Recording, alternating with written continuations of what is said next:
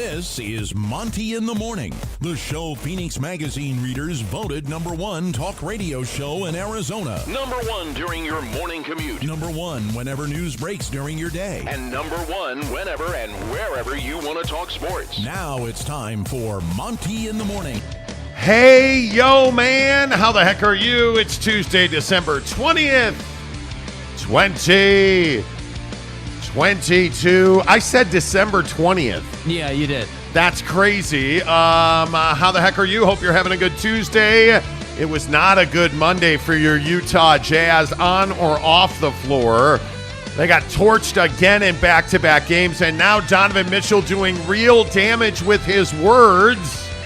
Do you agree with Donovan? Did the fans drive Donovan Mitchell out of Utah? Is what Donovan Mitchell said damaging the Jazz and their plight or, efforts to rebuild this Utah Jazz team? I think that's a huge talking point in this conversation. We talk all things Utah Jazz and Donovan Mitchell right here on the Monty Show.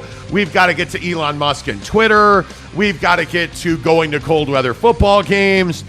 Jake doesn't deserve to be happy. We have a ton of stuff to talk about today. Okay.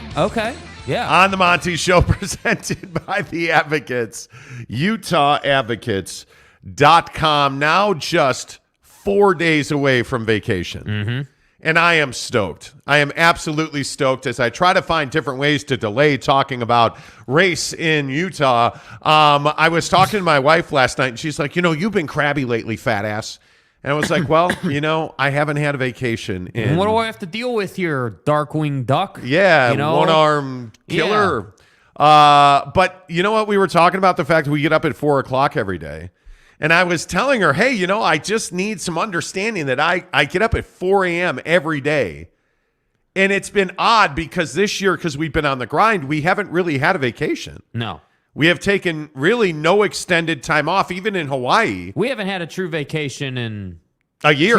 I think it's been like 2 years because we didn't. Like, every time we've gone to California, we've always done the show. Every time we've gone on the road, that's true. We've always done the show. So, and again, I'm not complaining. I'm just saying that we haven't had the true, check out, week off.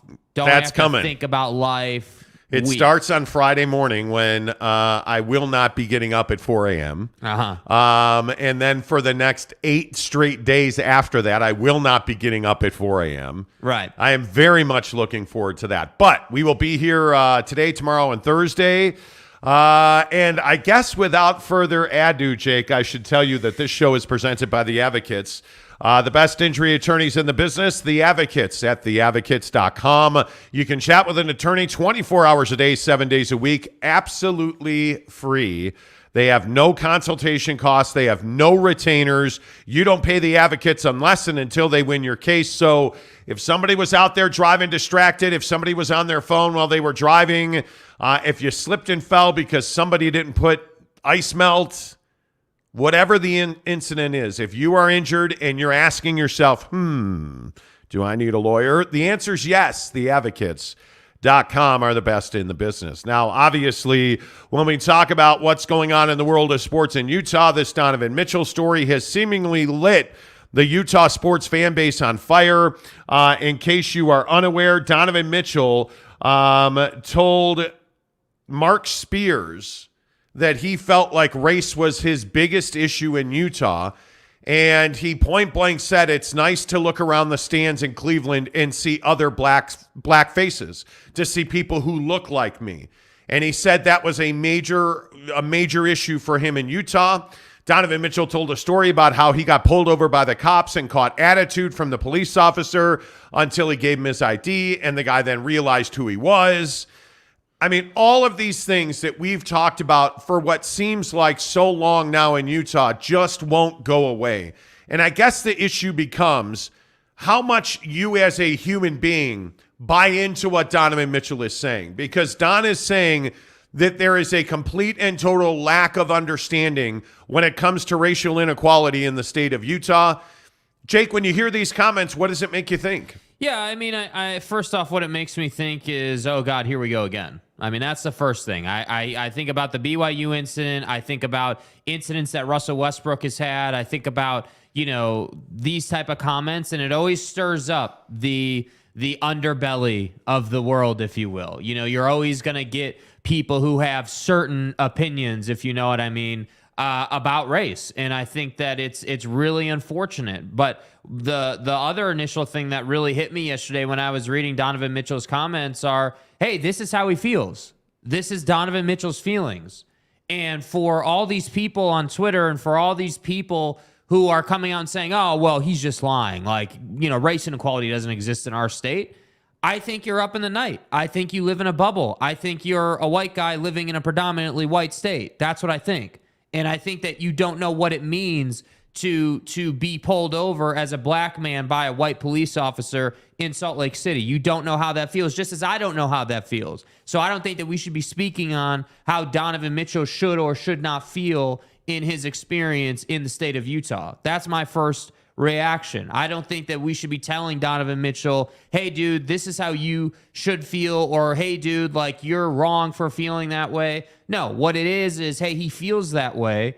And hey, Don, I empathize with you, man. I understand that's how you feel. And then if you want to say, hey, I disagree here or I agree there, okay, fine, that's your right as an American. But I'm really not here for the, hey, he's black, so that means he's lying crowd today. I'm not here for that today. And I think that we see that too often with BYU volleyball. We see that too often when athletes who are incredibly impactful in our community while they're here in the state, when they say things like that, I see too often people just saying, oh, well, he's lying. He's lying, right? And then it's funny how those same people are the people who are like, oh, well, yeah, sure, Black Lives Matter, but all lives matter. It's funny how that crowd comes in. So to me, it's a very frustrating conversation. It's a sad conversation. It's a conversation that gets blown way out of proportion on Twitter.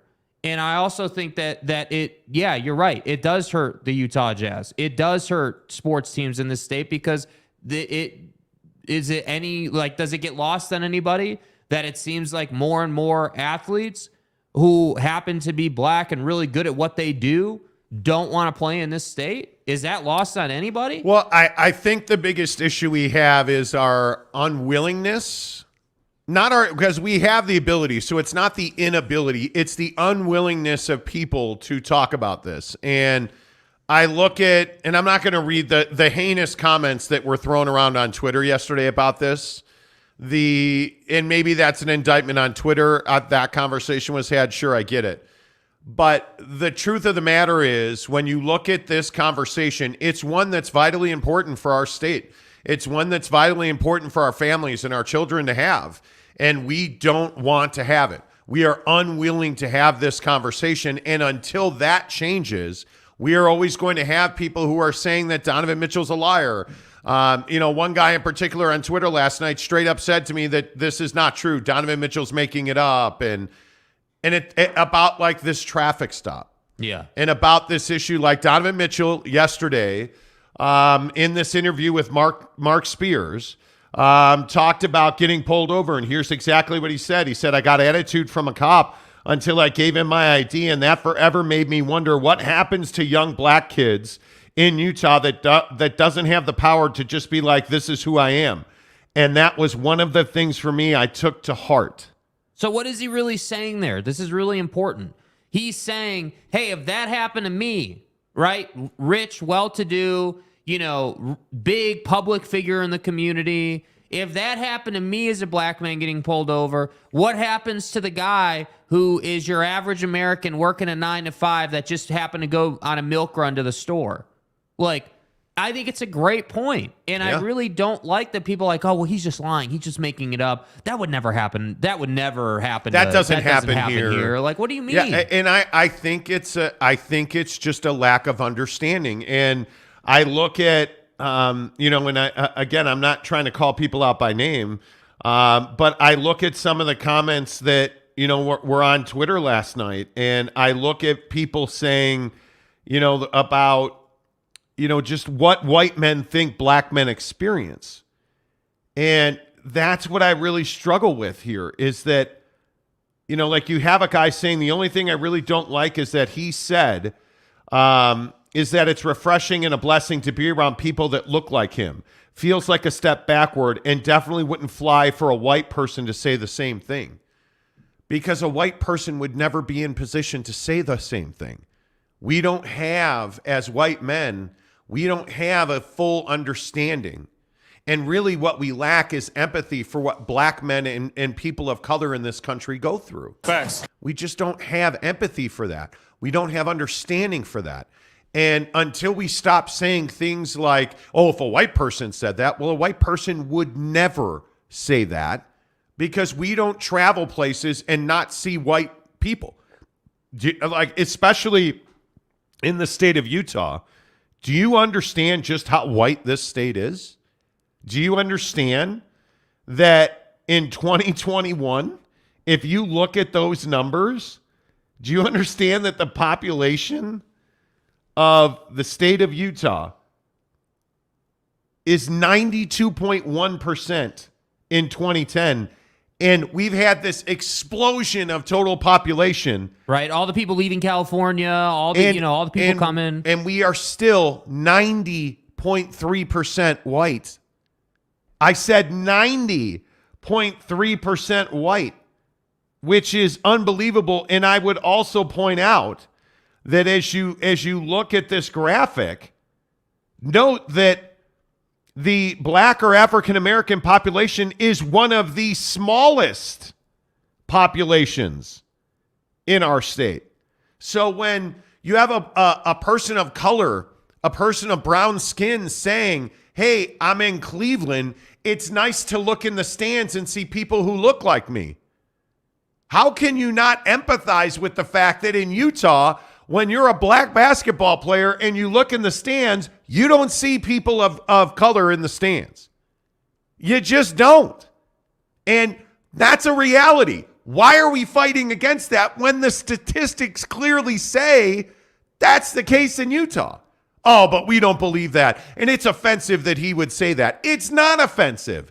It's offensive that you have no empathy and that you can't understand the pain that Donovan Mitchell experienced when the Utah Jazz, for the last 2 years, gave a scholarship away for every win. That they gave away over 150 scholarships, full rides, tuition, room and board, education, and people were pissed that they did that because it went to, communities and groups of people who were underprivileged and don't have access to those scholarships normally.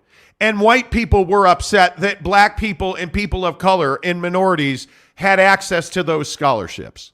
What kind of message does that send? Like, what are we that? And then you get into the fact that our state is exploding. There's 3.3 million people that live here. Yeah. And yet the white population is not markedly lower, right? You look at the fact that in 2021, the largest racial or ethnic group in Utah was white non-Hispanic, which had a population of 2.6 million. Between 2010 and 2021, the white population had the most growth increase by 343,000. That's not an opinion. That's numbers. That was our facts. And yet we're arguing with a black man who says, hey, when I looked up in the stands in Utah, I didn't see people who looked like me. So don't tell me that it's unbelievable. A step backwards. Don't tell me that Donovan Mitchell is being disrespectful to the Salt Lake City community, because he's not. And this is the comment he made about refreshing. He said, then to be able to not see many of us in the crowd, he means people of color. I tried my best to make sure I invited young black and brown kids to games, to be around the community. But just to not see us there, it was definitely tough. And being in Cleveland now, you see us courtside. It's just refreshing. It's a blessing to be black around people that look like, back around people who look like me. Why is that wrong to say? I don't, it's not. Like, do you understand? Like, put yourself in Don's shoes. If you're a white guy or gal, and you grew up in a community that was 92, almost 93%, let's say black, and you went to a basketball game and you were the only white person there, Yeah. you think you wouldn't be uncomfortable? You think that people wouldn't look at you? And Come here's on, man. And the bigger issue is what Donovan Mitchell is saying here is really damaging to the Utah Jazz. It's really damaging to the Utah Jazz. Because you think about where this team is now and trying to rebuild the organization. Right. Trying to add talent, trying to add free agents, trying to trade for guys. Donovan Mitchell has a lot of friends in the NBA. He is a very popular player amongst players. And I think it's incredibly difficult to imagine a top free agent who is a person of color, a black person, a Latino player. Like, I have very difficult times believing that a black man would willingly choose to make his living in Utah. That's an issue. After hearing these comments from Donovan Mitchell. And these guys talk about this on a regular basis. And by the way, this is why I go back to BYU and the Duke volleyball situation. They had to passionately defend themselves. They had no choice because what is the overwhelming belief? Well, yeah, of course it happened. That's in Utah. It's BYU. Yeah, of course they're racist. So now you have to passionately fight against those accusations. And the problem is you have a black man who lived here who should have been beloved and was right up until he started talking about education and history. And you have he had that run-in. And this is one of the more difficult parts of this, is that Donovan Mitchell wanted to talk about the history, the history of black people in this country. Yeah. And he was not allowed to do that. He was, by any measure, he was attacked by Stuart Adams. There's no doubt about that. Stuart Adams is a Utah State senator, by the way, saying that Stuart Adams went after him, saying that, hey, you need to get educated on black history yourself. Yeah, we have that picture there too. And it's like, wow, like, what are we really? That's what it's that bottom one there. That's what people are trying to, that's the message that you're trying to send to people. Like, it's just, it's crazy to me that somebody like Stuart Adams, did that. Like, I still can't believe he did that. And you see the quote there. The bottom line is, I just think that we don't have the ability to have this conversation. And the other issue is, if you look at the guys at the Tribune, they don't want to talk about it. You look at Tony Jones, who I think really has to talk about it, has not said one word about this. You look at Sarah Todd, who took the exact opposite approach and attacked people on Twitter last night. Like, we have no way to openly and honestly talk about this. And I don't understand why that is. Why, as adults, why, as leaders in our community, can we not talk about this? Yeah, I think it's people are scared of it.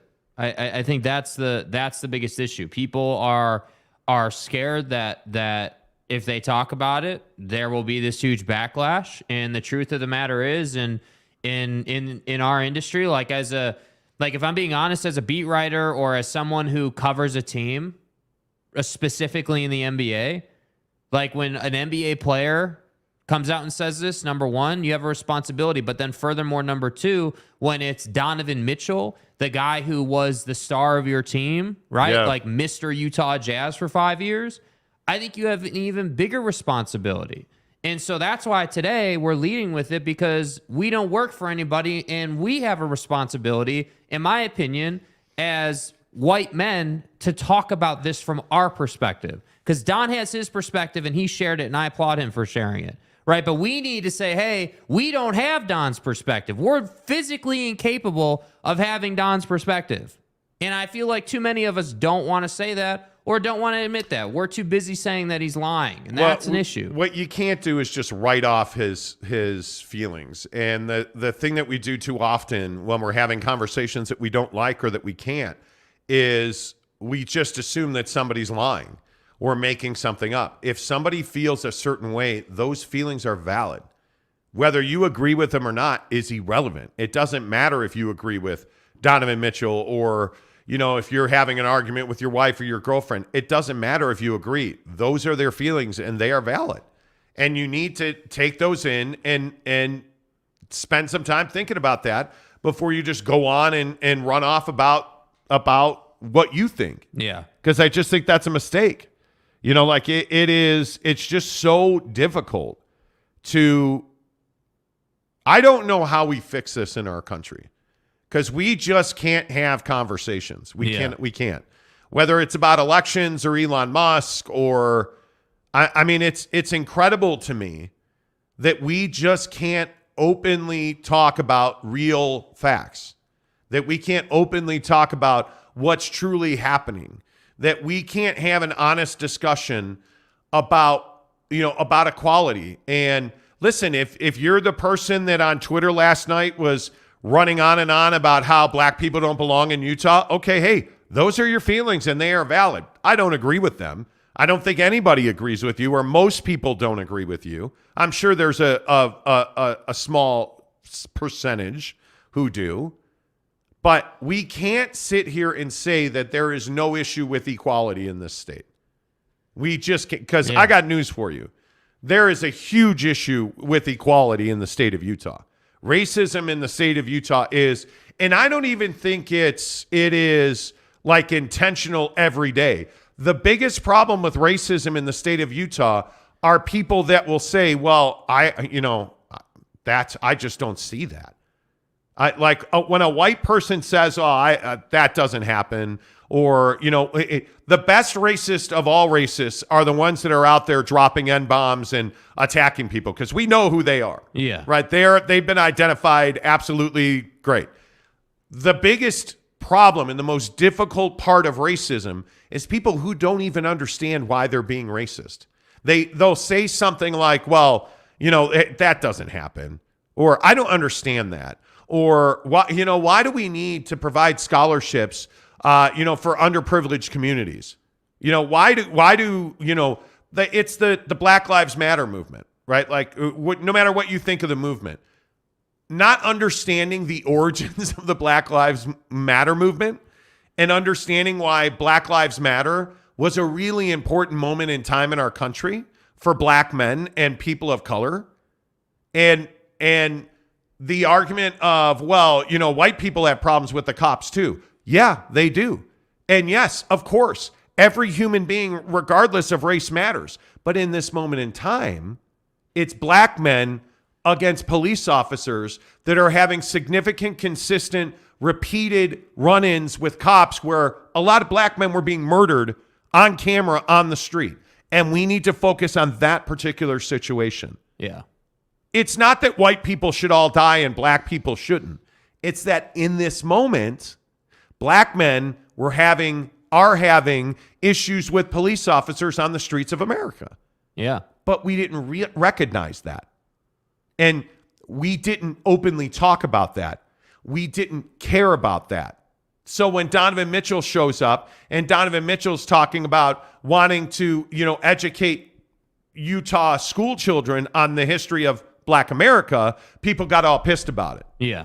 And people got all hot about it and said, hey, well, maybe you should go back and learn about black history. Well, what are you upset about?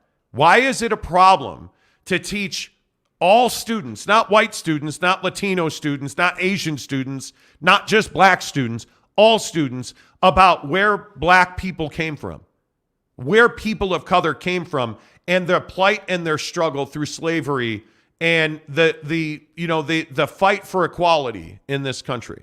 Like the history of our country. We can't even have a discussion about it. Why is that? That's what Donovan Mitchell is talking about. That's his issue. So when he says, hey, as a black man, to look up in the stands at Vivint Arena and not see many people that look like me, it's refreshing to be in Cleveland and see not in the stands, sitting courtside in the most expensive seat, to see people who look like me is refreshing. Why is that offensive to you? That's the stuff that I'm saying. Yeah. Like, I just don't think we have empathy. I don't think we have understanding. I don't think we give a damn about what other people's feelings are. Whether you're driving your car or we're talking about race relations in the state of Utah. I just don't think we care about the people next to us. Yeah. That's where I'm at with it. I would love to hear your thoughts on it. I'd love to know what you guys think about it. Oh, by the way, the Jazz got torched again. They looked absent from this game. And this is the second night in a row where they looked, the second game in a row, where they looked absolutely absent. And now you're going to Detroit tonight to take on Bojan Bogdanovic after getting rolled by the Milwaukee Bucks, who, by the way, didn't have their two best players in that game, and Giannis and Middleton. And you still lost by 30, or 26, excuse me. Then you go to Cleveland last night, and you lose by 23. Yeah. And now you're going to Detroit on a back-to-back. And by the way, shockingly, I would point out that tonight the Utah Jazz are a 3.5-point favorite at 232. Yeah, kind of crazy, huh? These two games are the two single most concerning games of the season because there was a lack of effort. There was a lack of effort in Milwaukee, and there was a lack of effort in Cleveland last night. And if you're a Jazz fan, this should be really scary for you. Because when you see a guy like Jordan Clarkson doing whatever he wants to do, just running around, doing whatever he wants to do, that's a problem. And when you see Lauri Markkanen have a big first half and he just disappeared in the second half, again, you have to start asking yourself, okay, is this because we currently employ a rookie head coach who isn't making adjustments? Or are the players just not listening to him? And you know what the biggest problem with that is? This is the exact same conversation we had about Quinn Snyder. Is this guy just not making adjustments, or are the players just not listening to him? Because what I saw in Cleveland last night was embarrassing. Yeah. This team got humiliated again. Okay, if it was once in Milwaukee, we can write that off. You went to Cleveland against Donovan Mitchell and got humiliated. And what this tells you is there's very little pride on this team for this team. You know what I mean? Like there's very little pride amongst this group of guys because they're wearing the note on their chest. These are just a bunch of guys that you brought together on nights like this. It shows these are just a bunch of guys you brought together who have no relationship and have no chemistry.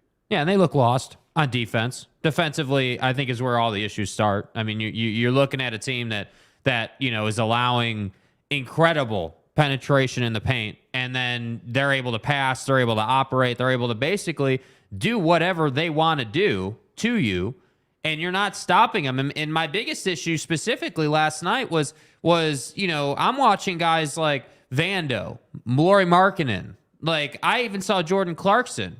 Get a ticket, dude. Like, because you guys are just standing around watching. Yeah. Like, that's what was happening. Like, I'm not even trying to hate on them. That's what you guys were doing. You were literally standing around in the paint, not being active, standing flat-footed, and just sort of looking at each other. Meanwhile, Evan Mobley and Jared Allen and Darius Garland are having their way. And so to me, this whole concept of belief in the team, like believing that you can get into the play-in, because I still think that's within this team. I think that they're talented enough to get to the play-in tournament. I really do believe that. I think that's possible. But it just doesn't seem like they believe that. Like, there's no way that Cleveland is, whatever it ended up being, like 25 points better than you. 10, 12 points, okay, sure, I can get down with that. Hey, they just beat you, better team, cool. But 25, 30 points 2 nights in a row, that seems a bit excessive to me. And the problem is the defensive end stuff that I was just talking about bleeds into the offense. So Jordan Clarkson, as you were saying, just ends up doing whatever the hell he wants to do. And so then I got to ask the question, okay, well, all this is happening. What's Will Hardy going to do about it? And clearly last night the answer was nothing. And what is going on with Lauri Markkanen? Like, he's having these, how many times have we talked about it on the show where Lauri Markkanen will come out and have a monster first half and then disappears? Like, it's no longer a trend. It's the way that this team operates. Like, he'll put up 18, 20 points in the first half and like 6 or 7 in the second half. And I think it's because you don't have a hierarchy on this team. Like, you can't go to Jordan Clarkson, apparently, and say, hey, Lauri's our number one. We need to run offense to get him sets. We need to get Lauri Markkanen the ball where he's most comfortable. And that's why you wind up in the second half playing in these fire drills where you have Jordan Clarkson running around, hocking up, falling out of bounds three-pointers, turning the ball over, getting into the paint, not getting any offense, like just guy playing one-on-one. And the other thing we need to talk about is Jared Vanderbilt is a disaster right now. Like, I have no idea, especially in the first half last night. You're just not going to box out? Jared, you're just not going to box out. You're just not going to do it. Yeah, because you're not going to go rebound. His strength as a player is athleticism, right? Like, that's what you see in Jared Vanderbilt's game. Hey, maybe you're not a great jump shooter. Maybe you're not this, amazing 7-footer the way some other guys are, because you can't teach size, right? But you're athletic, right? You can develop defensively, and you can be in the right spot at the right time to get that rebound for your team or to make those plays, do the dirty work essentially. And he's not doing that. And I don't really understand that. It's almost as if he's just kind of going along for the ride most nights right now. And it's like how many times is Jared Vanderbilt going to get sent into the first row behind the basket trying to rebound? Like, how's that going to happen? I think if you're Will Hardy, you have to make adjustments here. You have to make adjustments. I mean, did you guys see Udoka Azubuike last night try to lay that ball in? Like, one of the issues that this team is going to be plagued by until this roster is changed, they cannot rebound effectively, and they can't play at the rim with their bigs. Like, Walker Kessler is a nice young player that's developing. He is not a starting center in this league at this point. He is not. I was completely wrong about trying to start Walker. This is not a starting center in this league. Jared Allen ate him up last night. Yeah. And the lack of compete is what was so frustrating. Yeah. The lack of want to, and maybe it's just ability. I don't know. I am really struggling with Jordan Clarkson right now. Like, my desire to see Jordan Clarkson go back to the sixth-man role is huge. Yeah, and I just don't know why we got away from running sets. Like, even if you were losing games that way, which you weren't, by the way, but like, you won those first 10 games or whatever out of your first 10 to 13 because you were running good offense. You were running sets. You were moving the ball. You were finding the open man. And even if Vando is a 25% three-point shooter from the corner, he's still going to make 2 of those 5 wide open looks because you ran the set properly. And that's kind of what that to me is like the core issue overall, both defensively and offensively. Defensively, conceptually, you're all messed up. Like, you're getting lost on defense. Your pick and roll communication's not good. Like Donovan Mitchell, like, you could see what they were doing. Donovan Mitchell brings the ball up. You set a pick, you get the switch with Vando on Donnie, and Donnie just goes to work. Which is why you look at the box and you're like, oh, wow, Donovan Mitchell, 8 of 12, 4 of 5, 23 points in 23 minutes? Dude didn't even have to play 30 minutes? Well, and then you look at Jordan Clarkson in his last 5 games. His last real quality effort, I think, was Golden State. But you look at the fact that last night, 3 turnovers, 0 assists, and 23 points. And people are like, oh, he had 23 points, and he was 3 of 6 from 3. Well, but the issue is that he's got 3 turnovers, no assists, 2 rebounds. Like, the point thing in the NBA has become such a glamour stat. Yeah. But you're winning and losing games on this club with assists and turnovers. And if you look at the last 5 games, he has had 5 turnovers, 3 assists, 4 turnovers, 3 assists, 4 turnovers, 2 assists, 3 turnovers, 3 assists, 3 turnovers, 0 assists last night. And the points. I mean, the points are great, but Jordan Clarkson's always going to score in double digits. Yeah. Always. You look at last night, and you look at some of the numbers. Did you guys see the numbers? The fast break points, 29-2 for Cleveland. 29-2. 14 turnovers for the Jazz, 15 points. Like, it's ugly. Yeah. It is absolutely ugly. 19 total assists for the Jazz last night, 24 for Cleveland, 45 rebounds, 35 for the Jazz. Cleveland easily wins that. Like, you just look at these numbers, you're not making free throws. You're not you're just making really critical mistakes that are handicapping your ability to win games. Yeah. It's a huge problem. All right, let's get your comments after we tell you that all of our Jazz talk on this show is presented by Tri-Day Trading, TriDayTrading.com/Monty.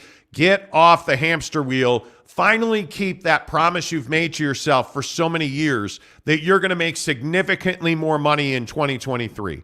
Keep that promise to yourself, and I'm telling you, it starts by going and watching a free, no-obligation webinar at TriDayTrading.com/Monty.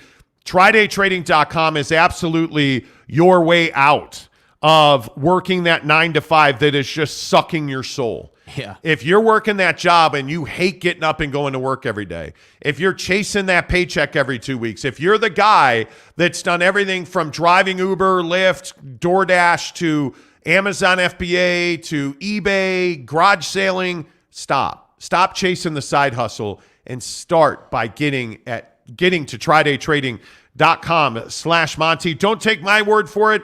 Speaking of the Jazz, how about Alema Harrington? Alema Harrington here. I've been in the broadcast business going on 30 years now. And after that amount of time, you start to be able to pick some winners. I want to share a winner that I'm aware of with you, and that is my guys at Tri-Day Trading. They're going to teach you how to trade, and then they're going to let you trade using their money and then split the profits with you. That's a pretty winning deal. If you want to register for a free webinar, all you have to do is go to TriDayTrading.com/Monty. So for more information, it's TriDayTrading.com/Monty. We'll see you there. There you go. Alema Harrington telling you to get to TriDayTrading.com/Monty. Keep that promise to yourself and do it today. Don't wait for the new year. Do it today at TriDayTrading.com/Monty. All right, let's get your thoughts in here. We're talking about a couple of things. The Jazz game from last night and these two games. Like, how serious or how damaging do you think these two games were? I think it's pretty damaging. I think this team has to show up in Detroit tonight and not only win the game, but you got to play really well. Keep it real. I think you got to play really well. We're going to find out who you guys are tonight. Because you have gotten embarrassed 2 nights in a row, especially the Milwaukee game when you didn't have Giannis and Chris Middleton, but you got embarrassed last night. You just got run out of the building in Cleveland. Let's see what this team does in Detroit tonight. Again, they're favored, which is a little surprising. Are you surprised that they're favored tonight? Yeah, a little bit. I mean, I think that, the more and more that I look at sports lines, when we're doing the show every day, the more and more you start to understand, or I at least start to understand, that these lines aren't made on what these two teams are doing, in my opinion. They're made on the national narrative. And the national narrative is that the Utah Jazz are an overperforming bad basketball team that has the ability to beat any team on any given night. And I'm here to tell you, they have no business being a favorite in this game. Yeah, they have no business being even with the Pistons tonight. So to me, it's like my biggest thing here, I know we got comments, is they're just not working hard. I don't see the effort anymore. And that's my biggest issue. I don't care if you're winning or losing, but at least come out here and do your job. Run the set, play the defensive concept, do what you're supposed to do. And hey, if that's a loss, it's a loss. But you're not even doing that right now. Mark Hale's first win in this morning. Good to see you, Mark. Neville, how the heck are you? Gage Carter says, good morning. I honestly think it's a huge problem when Laurie goes off in the first half. He disappears in the second. Give the ball to the hot hand. Well, I don't know that you have that in this offense. I don't think there's anybody looking to say, hey, who's the hot hand? What happens on the night when there isn't a hot hand and you need 15 out of 4 guys? Well, you still also, though, need to give the ball to Lauri Markkanen when there's no hot hand. I mean, he is your best player. He is your best option to get a basket, and he generally makes the right decision. Offensively, he's incredibly soft defensively, but offensively, generally, Laurie makes the right decision. What's up, San Diego State? Carl Lovelace, how the heck are you? Anton says, good morning from Finland. What's up, Anton? Jordan Brown, hey, guys, good morning from St. Jeezy. St. Jeezy. Hey, what's up? Arlington Bears, good morning, Chris. He says, small business owners never truly get time off. Ain't that the truth? It's true. It's true. Ain't that the truth? You're managing your business on a daily basis. Jonathan Eaton, you all have been grinding, but it's paying off. Hit the like button, almost 9K. Yeah, we're almost there. We're moving in the right direction. You guys have really smashed the curve, really, if we're being honest. Right now, we are at 8730. So 270 subscribers to go. Yep. And if we get that by the end of the business, 5 o'clock or the end of the day, if we sign on Monday, January 2nd at 9,000 subs, we will take you +1 to a Jazz game. Yeah. Against Donnie and the Cavs. We'll watch the game together. C says, raise your hand if you've been pulled over by a cop and caught attitude from a cop. I would agree with that. I think a lot of people have, but let's not lose perspective and say that the traffic stop for a white guy is the same exact traffic stop for a black guy. Yeah, because it's not. I think everybody realizes that. BB, what's up? Don talked about race. The 99% of people that watch mostly black players play in the NBA don't want to be told about how they're racist. Well, I don't think he was saying that people that watch the NBA are racist.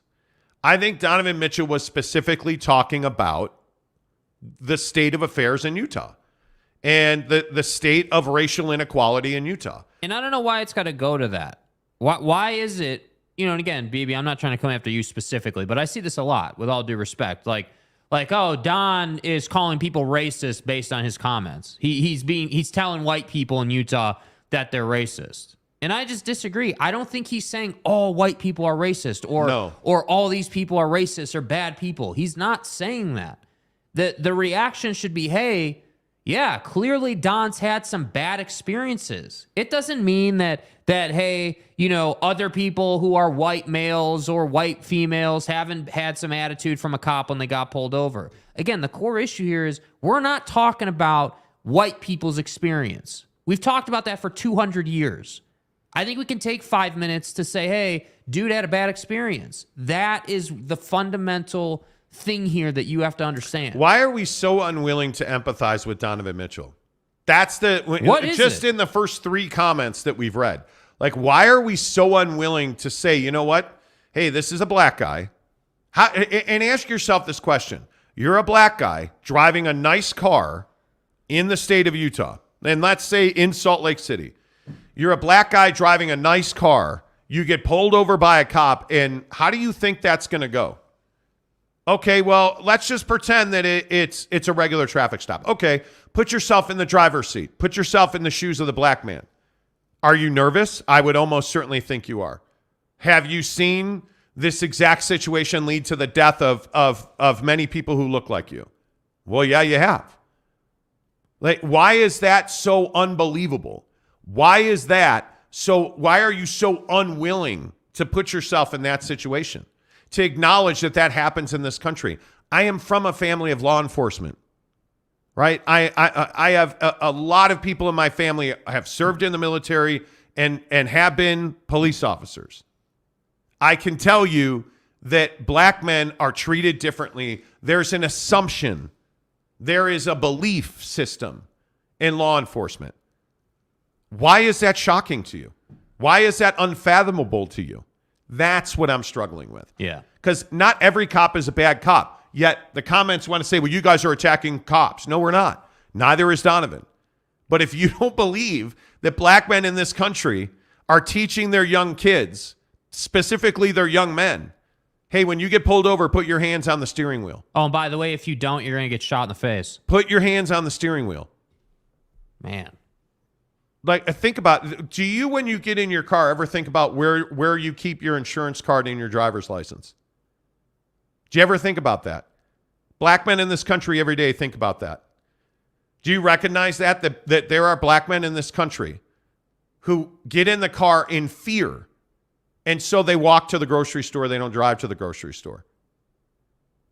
That's a real thing, man. And that we refuse to acknowledge that is a huge problem. That's a real thing. Jordan Brown says Utah football has the most diverse program in the country built on love and family. And I don't disagree with that, but what's that got to do with the conversation? Yeah. What does college football have to do with the conversation? And feel free to explain it. C says BYU volleyball was proven to be a lie. Just throwing that out there. Who said it wasn't? Again, what does that have to do with the conversation? So you notice. And I want to keep pointing this out as we go through this because I think it's really important. We're not getting comments that say, wow, Donovan feels that way. That's really unfortunate. He feels that way. Yep.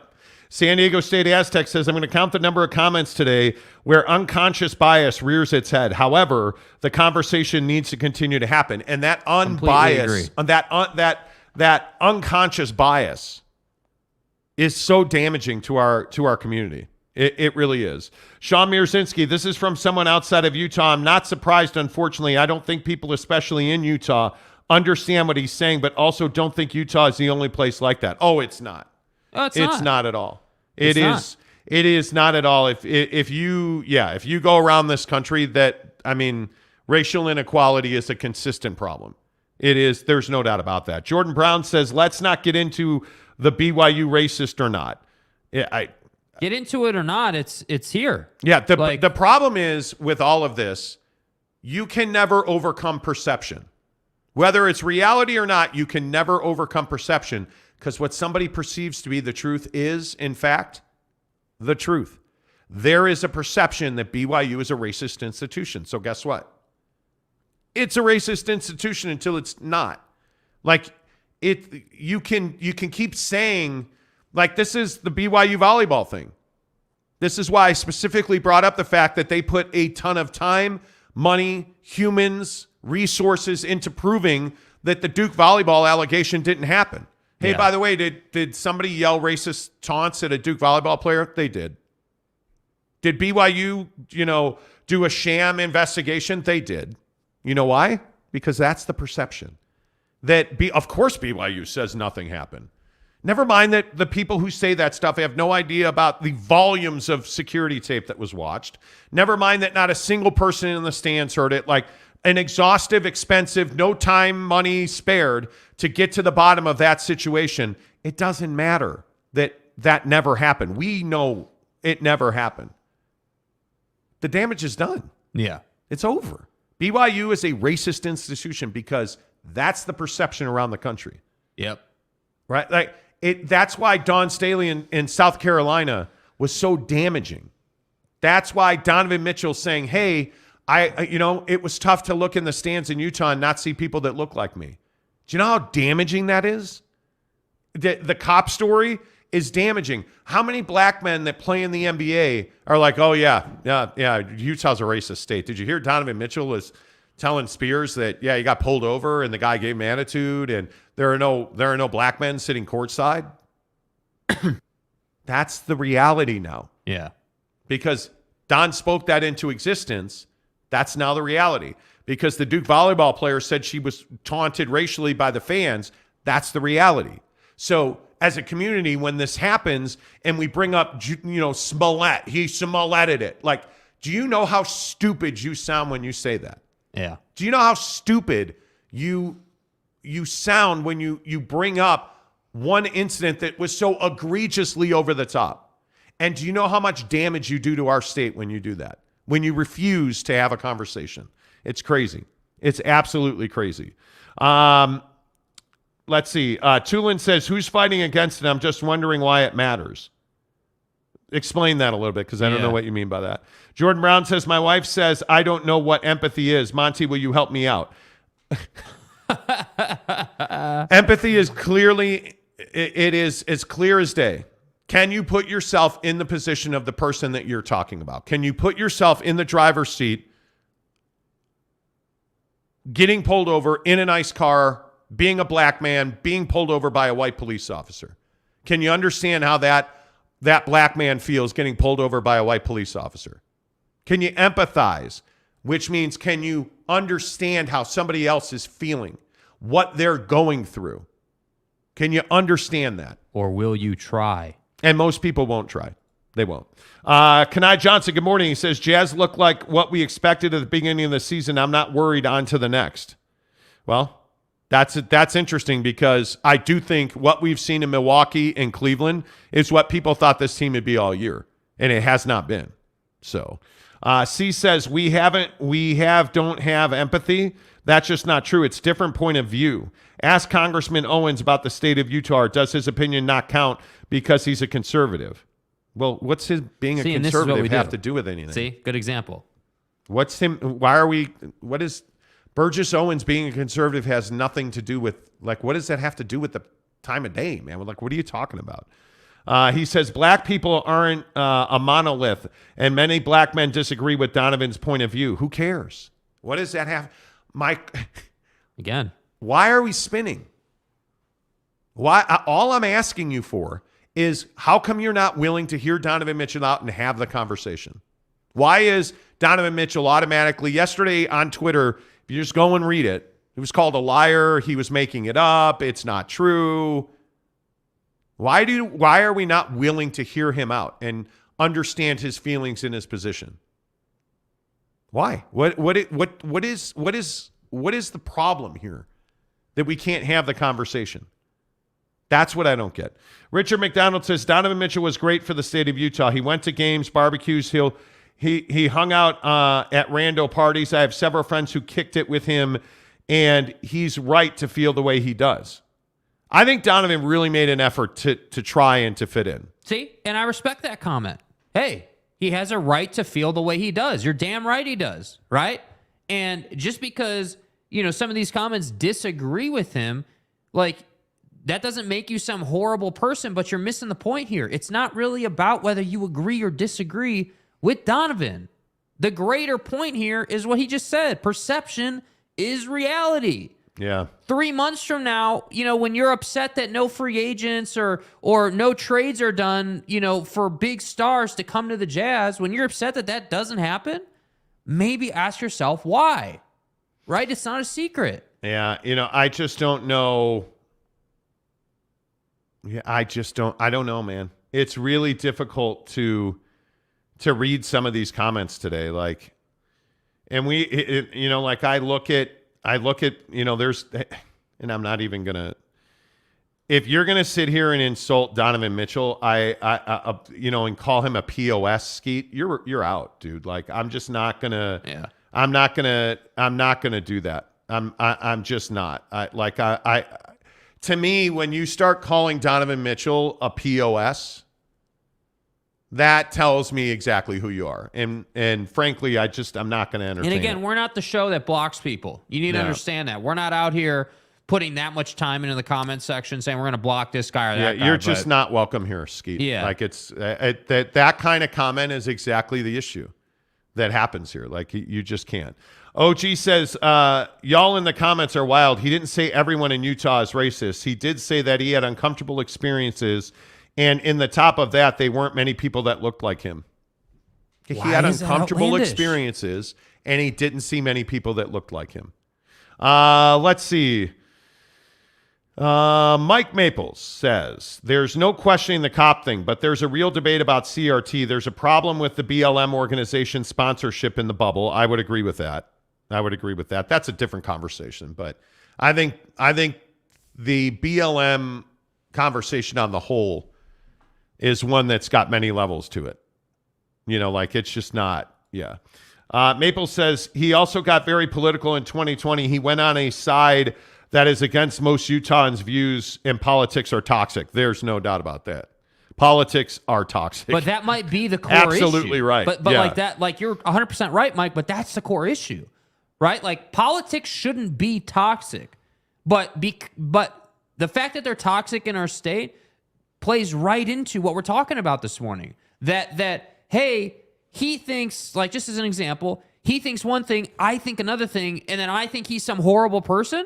That it can't be like that. Yeah. And that's what we're doing to Donovan Mitchell, that he's some horrible person, or we have people in the comments saying he said everyone in Utah was racist. That's not what he said. Yeah. Code said, is Donovan Mitchell the only player who brought this stuff up about Utah? He's not. There's a laundry list. C said, and I don't buy that we don't talk about it. Burgess Owens begged the Jazz to let him talk to them. They refused. I think we don't talk about it. We as a state don't want to talk about this. We don't want to talk about it. Absolutely, we don't. Why is the media not talking about it? Yeah. Why am I getting tweets, right? The beat reporters for the Jazz, right, are happy to tweet about it. You're happy to tweet the story in Donovan's comments, but you don't have the cojones to give your opinion, right? You're happy to get all the Twitter traffic and the analytics and to be in the feed, but you won't give your opinion. And I have a real problem with that. BB says Elon Musk allowed free speech and Dems attacked him. What a joke. No, what Elon Musk has done is he allowed free speech that was convenient. When people started asking him why he was blocking people, he then blocked them and then tried to get their new accounts blocked. And like he said, hey, if you're going to post links to your Instagram on your Twitter feed, we're going to turn your Twitter feed off. That's not free speech, man. That's not free speech. You know, Brandon Butler says white people shouldn't be commenting on systematic racism to people that experience it. CRT is a valid discussion that needs to be had. Anybody's feelings are valid. That's the thing. I'm not the CRT guy. Like, I'm not going to sit here and argue that CRT should or shouldn't be in schools or whatever you want to say about it. I'm here to argue that Donovan Mitchell has feelings. They are valid, and he should be able to talk about them. And in the state of Utah, he can't. He can't. That's the problem.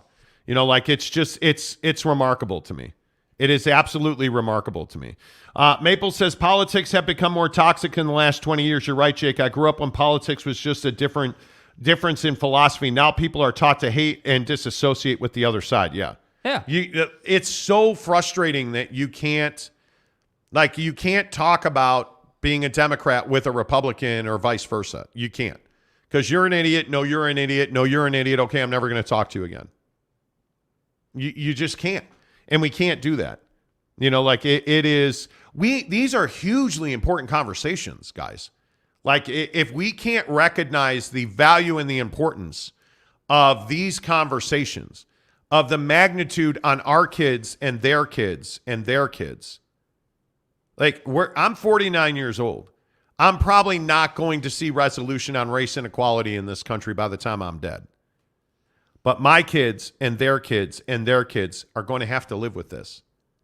And the fact that we refuse to elect new people, younger, different converging viewpoints, but we keep guys like Mitch McConnell or whoever you want to point to, these career politicians like Nancy Pelosi, will put their names on buildings, even though they haven't moved the ball forward. Yeah. They haven't built for our generations. They built for themselves. But we don't want to talk about that.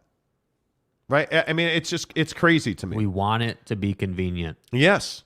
I agree. Jacob DeLambo says the fact we can't talk about racism is sad. I agree with that. Jose says, are people really arguing that Utah doesn't have a race problem? Come on, guys, especially down here in Provo. Well, I don't know that the entire state has a race problem, but we definitely have a part of our population that doesn't want to hear from Donovan Mitchell. They want him to play basketball and then go home and not talk. They want Donovan to be a robot and then hang him up on the shelf, and then when the next game comes around, take him off the shelf and let him play basketball. But they don't want to hear about the fact that he actually lived his life in our community and this is how it went for him. You know, like that's crazy to me. Let's see. BB said Don was calling Utah racist. That is the true perception of his comments. Oh, I don't think there's any doubt that's the perception of his comments. He didn't say everybody in Utah was racist. He never said that. Ed Kiley said constant playing the victim grows tiresome. There's nowhere blacks are treated better than Utah. Oh, stop. Guy, you're embarrassing yourself, dude. You're absolutely embarrassing yourself. And Donovan Mitchell is not playing the victim card. How is he playing the victim card? Like, again, should it not bother you that a black man is saying that he didn't feel comfortable living in our community? That doesn't bother you at all. Like, that doesn't, if you don't feel a twinge of embarrassment over that, there's something wrong with you. If you hear Donovan Mitchell saying, hey, you know what, I wanted to go and talk to schools and I wanted to go and talk to youth groups and he was not allowed. And then somehow turning, over 100+ scholarships for underprivileged communities into a problem People got pissed that you gave away over 100 full ride scholarships, room, board, tuition, everything. People got pissed that they gave away scholarships to underprivileged communities. That should embarrass you. That's not embarrassing to you? That doesn't pull at your heartstrings at all? I mean, I think it should. I absolutely think it should. All right, this hour of the show presented by our good friends at Papa Murphy's Pizza. Make sure you use the promo code Monty25 to get 25% off your purchase of $25 or more at Papa Murphy's Pizza. Download the Papa Murphy's app. It is by far the easiest way to order your pizza. You can order your pizza at any time, by the way. A lot of people have asked me about this, and I've been meaning to remember to talk about this. I tell people, hey, order it at 4 in the morning and do it for a pickup at 5 o'clock in the afternoon. And when you walk in the door at 5 o'clock, it'll be sitting on the to-go rack. Right there, your name will be on the receipt, your pizzas, your take and bake chocolate chip cookies. You don't have to talk to anybody. You don't have to deal with anybody. You just take it right off the shelf and walk out the door. Boom. It's that simple. It's so easy. And that's what I love about Papa Murphy's. There's no waiting for delivery. Oh, it's been 2 hours. I better call. No, dude, it's super easy. It is from the time I order it, really, let's say I order it at 4:30 for a 5 o'clock pickup. From the time I order it to the time I'm eating pizza is well within an hour. It's so easy. I go to the one right by the Yoker Temple right there off of 4th. Super easy. They're really nice people. I know what to expect. I love working with Papa Murphy's because they're so easy to deal with. Yeah. And anymore, we're going to talk about the cost of fast food later in the show because Wendy's has raised their prices 30%. Yet you have somebody like Papa Murphy's Pizza who's giving you 25% off your purchase. Yeah. They want you to buy pizza. They're not raising their rates. They're giving you bigger discounts at Papa Murphy's Pizza. Download the app. Make sure you tell them you heard about it on The Monty Show. It is 7 o'clock on The Monty Show, presented by The Advocates, theadvocates.com. Boy, some interesting conversations in the first hour. The best injury attorneys in the business are The Advocates. Yes, this morning, I think this Donovan Mitchell controversy is probably the biggest story, but I also don't want to undersell the fact that the Jazz have looked terrible the last 2 games, and they're back-to-back tonight. They lose in Cleveland. Donnie puts up 23 points in 23 minutes, by the way, in the win for the Cavs. Now the Jazz go to Detroit tonight.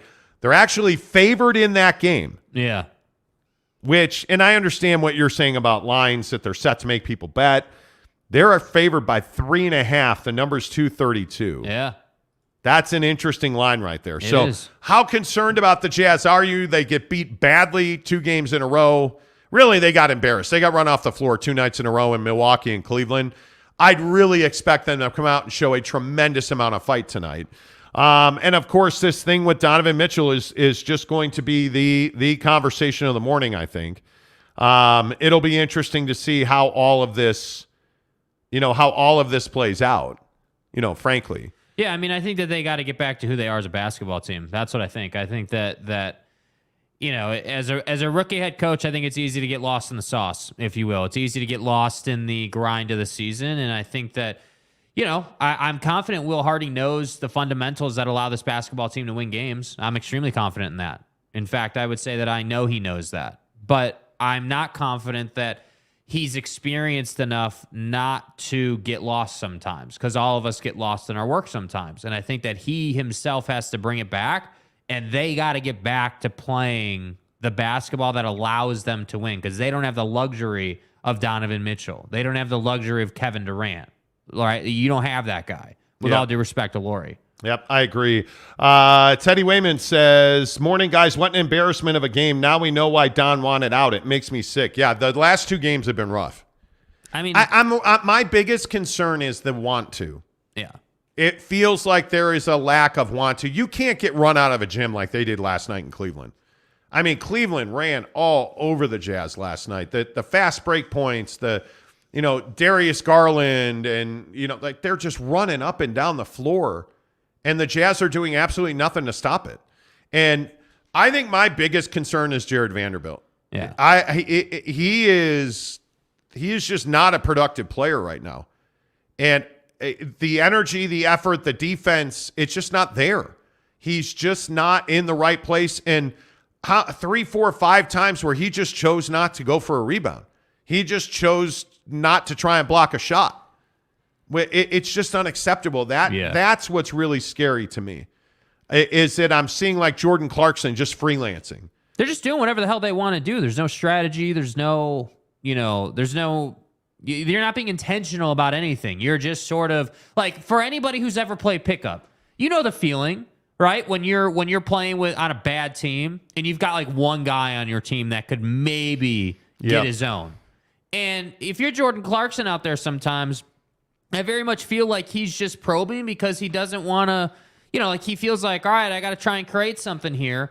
And I legitimately feel like this team should run a set every single time down. Now, that's not realistic. That's not how the game works, right? There's going to be times where you're just playing pick and roll or you're freelancing, whatever. But you got to know, and this is something that I would encourage Will Hardy to really work on. You got to be able, as the head coach, Will Hardy, to dictate to your team on the floor, hey, we're running this set right now. We're doing it. Laurie needs the ball. He's 0 for 4 in the second half. I need to get him a bucket.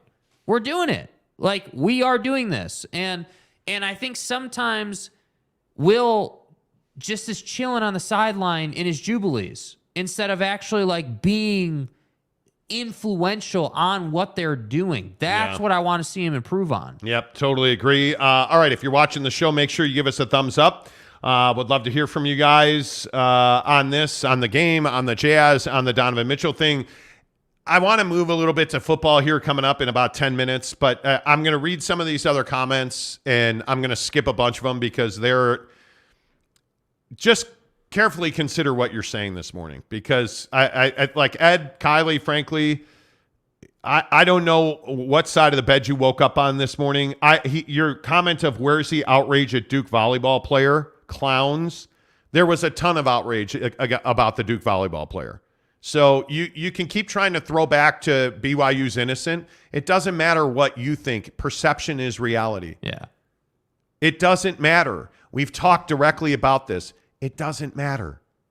There's no outrage outside of Utah for the Duke volleyball player because in their perception, it's true that it happened because it's happened repeatedly.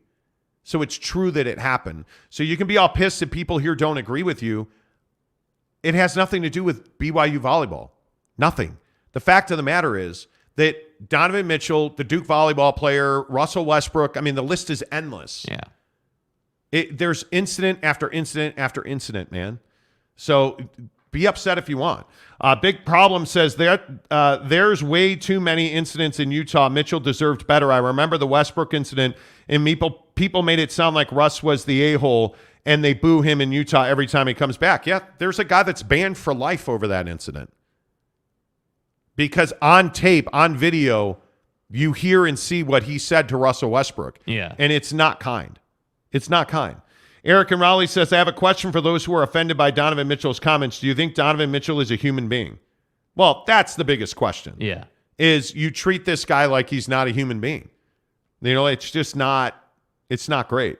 Jeff says, knee-jerk reaction is to shut it down because we don't know if there's anything we can do about it on an individual level. That's why people don't want to hear it, but there are small things we can all do. We can just listen. You don't have to do anything but listen. Just listen and understand. Yeah. That's it. Just listen to what they're saying. Neville, good morning to you. I understand Donovan living in Utah, being a Hispanic was rough. 2010, 2011, getting stopped for no reason, just for the color of my skin. I understand where he's coming from. Yeah, and I go back to, when I lived in San Francisco and did ride-alongs with gang units. And, they specifically targeted young black men in certain parts of town, and they would find reasons like you're driving in an SUV with two gang unit cops. And they're like, okay, yeah, hey, he rounded that turn. Like, I have vivid memory of a young black kid in an El Camino in East Palo Alto, California, which is in the Bay Area, making a left-hand turn. And you know how there's that stop line at every intersection, that big, thick white line with a yellow line that it meets at the end, right? His wheel hit that yellow line. They pulled him over for it, searched his entire car, like ran him through the ringer.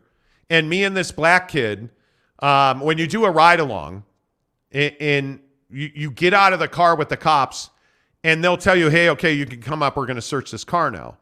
And what happened was they pulled this kid over. Another car showed up. because there are like 10 gang unit cops in that area. Yeah. So we pulled this car over. Another gang unit cop pulled up behind us.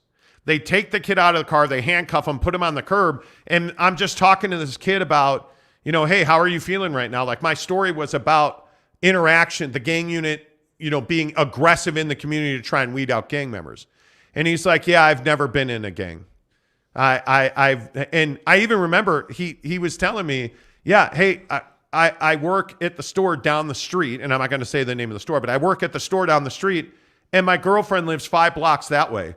And every night I drive this exact same way, every single night. And they searched his car and they found nothing, unhandcuffed him, and didn't even say sorry, frankly. And we're like, yeah, appreciate your patience. All right, have a good night. Got back in their SUVs and we left. And we went on with life, right? But I think it's a great point. Like, oh, yeah, hey, this is so let me get this right. So it's a black kid in an El Camino at night in a neighborhood that has some gang violence. Yep. So because he's a black kid in an El Camino and it just happens to be this neighborhood, yeah, we'll pull him over for being an inch on the yellow line. Even though you have people, in California who drive the wrong way on the road all the time. That's the problem. And then to just move on like nothing happened, okay, that's the world we live in. Yeah. And we can't shy away from that. We have to talk about it. And again, that's why I also think this conversation of people in this town not talking about it, who talk about the Jazz every single day, I have a real issue with that. Yeah, it's surprising that there is not more. And I think largely because we're a church-based community. I think along the Wasatch, certainly Northern Utah, we're a church-based community. So the church dominates the media here. And if you think about what is it, KSL, KSL.com, KSL Sports, KSL Radio, KSL TV, God bless, the Deseret News, the church owns all of those. Oh, by the way, who runs the Zone Sports Network now? Well, KSL does, controlled by the church, right? So you wouldn't get this conversation from the Zone in the beginning because they're owned by the Jazz. The Jazz don't want to talk about that. The church doesn't want to talk about that. So now when you don't have separation of church and the media and church and state, you get a very tailored message. So you're not going to have these conversations. My guess is ESPN 700 is never going to have this conversation. If you look at the beat writers in town, Sarah Todd is the only one that seemed to be willing to have the conversation. But it was really disappointing to see Sarah Todd attacking people on Twitter last night instead of having conversations about it. You look at the guys from the Trib, they said not 2 words about it. They wrote a small piece about it and then didn't reply to anybody's tweets. And Tony Jones, I don't know why Tony doesn't want to talk about it. Yeah. Because he didn't say anything about it. So now the radio's not talking about it. The TV's not talking about it. The papers aren't talking about it. You have one member of the media and Sarah Todd tweeting about it, and she's being really combative. You know who's really not talking about it? Ryan Smith. She's not. And where are you at? Where are you? Yeah, I think that the hardest part is anytime Donovan Mitchell brought up race equality issues for people of color, he got pounded for it. Yeah. He got pounded for it. And I think that's the hard part, is that we don't have a regular mouthpiece to have conversations in the community. If we could have a sit down with Burgess Owens, the Governor Cox, Ryan Smith, like Kyle Whittingham, like put all of these influential people from politics, life, sports in a radio studio or a TV studio, and let's do an hour on how we can really diagnose and take steps to bring equal rights and equal opportunity for all Utahns. Yeah. But who's going to do that? The church doesn't want that. The church has a narrative, right? So that takes out KSL Radio, KSL TV, KSL.com, gone, right? Like the Salt Lake Tribune doesn't want controversy, so they're never going to do that, right? You have the Deseret News. Oh, by the way, that's owned by the church. Okay, so they're out. Okay, so who's left? Who's going to do that? It's one name. Who's going to do that? Like, that's the really difficult part of it, is that we don't have, like in In a city like Cleveland, Chicago, New York, Los Angeles, okay, well, let's throw those out. Those are major markets. In Sacramento, San Antonio, Spokane, like any of these secondary markets, Columbus, Akron, you think about Indianapolis, which is a smaller market. Mm-hmm. They all have independent media outlets who do these exact things. Like if you look at where our communities are, obviously it's population centers like major markets. These discussions happen all the time. They happen all the time. In our town, in our state, in Utah, they never happen. We don't have these conversations, and I think that's why when it comes up, it's so awkward, it's so shocking, it's so difficult for people to understand and to have conversations, because you don't know how. You weren't raised talking about inequality, right? If you're a 20-something who lives in Utah and you're a native of Utah, you never had these conversations in your home growing up. Yeah. You never had these conversations in your wardrooms growing up. You never had these conversations with grandma or grandpa growing up. So now, here you are, you're 25 years old, and this black guy who plays basketball, he makes millions of dollars, he drives nice cars. How difficult can his life be? Just shut up and play basketball, dude. That's the perspective. So we wonder why. Well, we know why, because there's nobody in the state that's pushing that, and there's no outlet for somebody to push that. Yeah. Because because really, if you think about it, who are the real influential people in this state? Who has real power in this state? I would think Spencer Cox has good reach. I think people like Spence. I think he's respected. He's listened to. Yeah. I think Spencer's very open. Governor Cox is very open to these conversations. But who else has real pull here? I think Ryan Smith is one of the most influential people, black, white, or otherwise, in this state. Ryan's not going to have this conversation. It's bad for business. He's not doing that. He's not having this conversation. Yeah. So then who do you go to? You go to church leadership. They're not having this conversation. They're not. You go to a guy like a Kyle Whittingham. Kyle's not a guy that's out front leading conversations like this. Kalani's not out front leading conversations like this. Oh, that's right. Donovan is. Oh. But what happened when Donovan tried to do that? He was roundly beat down. So that's why I say, in Utah, it's a very steep hill to climb, which is why we don't talk politics much on this show. It's why we don't bring these conversations up much on our show, because frankly, it pisses people off. And it's just not worth, what do you always say? The juice isn't worth the squeeze, right? Because we're here to have the important conversations, no doubt. But we just spent an hour of people saying that, it's whatever Donovan is, he's just victimized. He's being a victim. It's Ed Kiley saying, keep convincing yourself, virtue signaling to the heavens. That's just your head in the sand. Yeah. If you don't think race is a problem in the state of Utah, your head is in the sand, or you're just choosing to ignore it. Yeah. Either way, we got to have these conversations, man. We've got to do it at some point because it's really important. All right. Let's see. Jose says, I think I hit the nail on the head with that one, Ed. Okay. Yeah. Let's just move on. Let's talk some football, because the comment section, you guys, I would just encourage you. You're exposing yourself for who you are. Yeah. When you make some of the comments that are there, and again, we don't block people, but I would also say, look at the number of filtered comments from YouTube today. It's a lot. It's a whole lot. It's a lot. It is a whole lot. Usually we have a couple a show. You're talking about what, it must be 50. Yeah. We usually have one or two. Yeah, it's a lot. It is a lot. All right. Good morning. How the heck are you? This portion of the program brought to you by our good friends at Barbecue Pit Stop, bbqpitstop.com.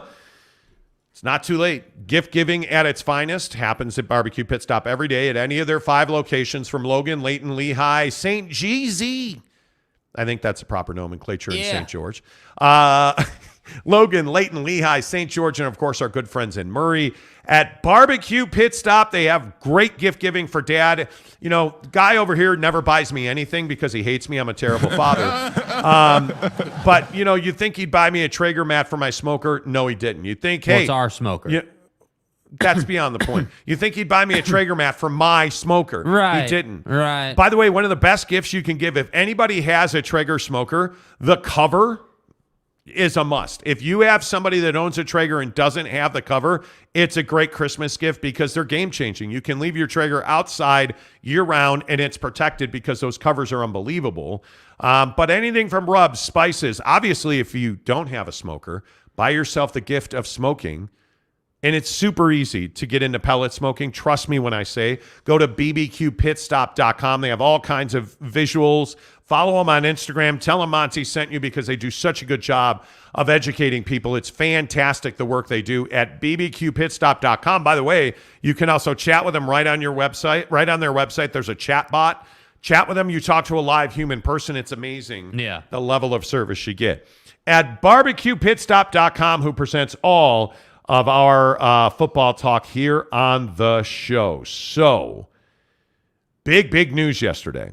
Big news yesterday. Out of the I don't know, what are we calling it now? The Big Ten? USC? Yeah. The Big Ten in UCLA. UCLA stole a huge recruit from Oregon yesterday.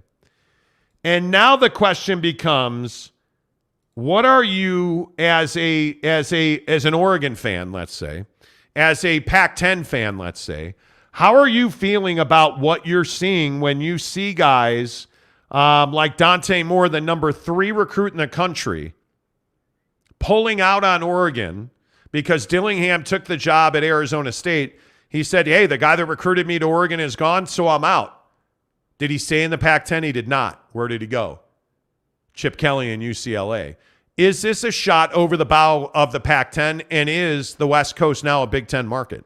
Yeah, I mean, I think so. I think that guys like Dante Moore, who have that kind of talent and have that kind of ability, understand that they have power, that they have control over their path and their route to the league. And I think that Dante Moore understands that the Big Ten offers him a much more efficient route and, frankly, a much better route than the Pac-10 does. And I think playing in the Big Ten essentially guarantees you a spot in the college football playoff if everything goes as planned. But you can't say that about the Pac-10, can you? Can't say that. So that's the problem. These guys want to be seen every week, and they don't want it to be on Amazon. They want it to be on Channel 4, ABC, ESPN, or, I don't know, NBC, or a national channel that anybody and their mother can watch. That's what they want, and that's what you're going to get in the Big Ten. So they also understand right now in this particular window in time that the momentum that UCLA and frankly SC has going into the Big Ten, you got to be a part of that. If you have the opportunity, you have to. What better way to legitimize yourself than to be part of that first squad that goes into the Big Ten officially and then goes on a run and wins that conference and then goes to the college football playoff and competes for a national championship? You really telling me that kids don't want to be a part of that, that guys don't want to be a part of that? That's why they're going, not because John Wilner says that Bo Nix is coming back. Yeah, seriously. Get the hell out of here with that, dude. This was a huge deal, and now I wish I obviously had captured that. But this is a huge deal. Yesterday, John Wilner, and listen, I understand that John Wilner has a public that he has to serve. I totally understand that. John Wilner yesterday, after the news that Dante Moore was transferring to UCLA, said, bottom line, Oregon would rather have Bo Nix than Dante Moore in 2023, and UCLA would rather have Dante Moore than anyone else in 2023, so both teams have upgraded. This is not an upgrade for Oregon. Bo Nix is a guy that runs a lot, and we saw at the end of the year, he's going to be hurt. He's going to be injured. You need, at a minimum, 3 quarterbacks on your roster. Yeah. And Dante Moore is the number 3 recruit in the country. That's not an accident.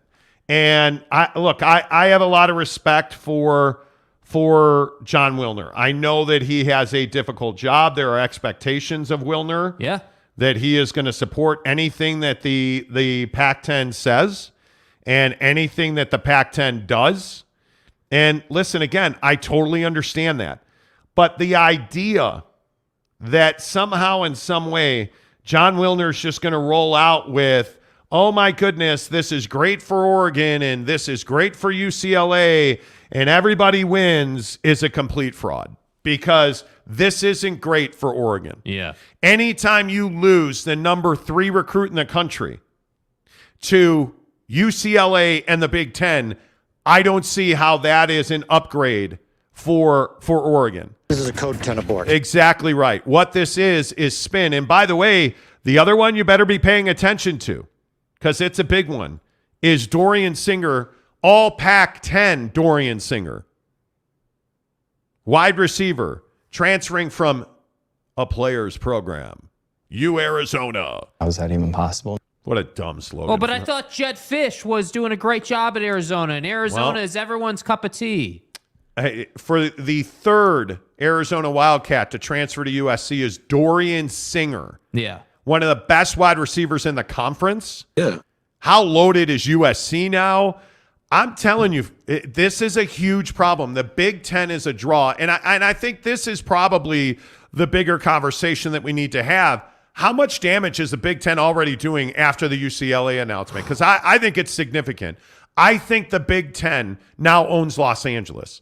I think the Big Ten is already bringing more talent to and taking more talent from the Pac-12 in Los Angeles. Facts. Because they're taking recruits from Oregon, from Arizona, and they're plugging them into Los Angeles. And those kids, you look at what Dante Moore said, he wants to play in big games. He wants to play in the Big Ten. I'm for real. Why is that? Because the Big Ten upgraded, with all due respect to John Wilner.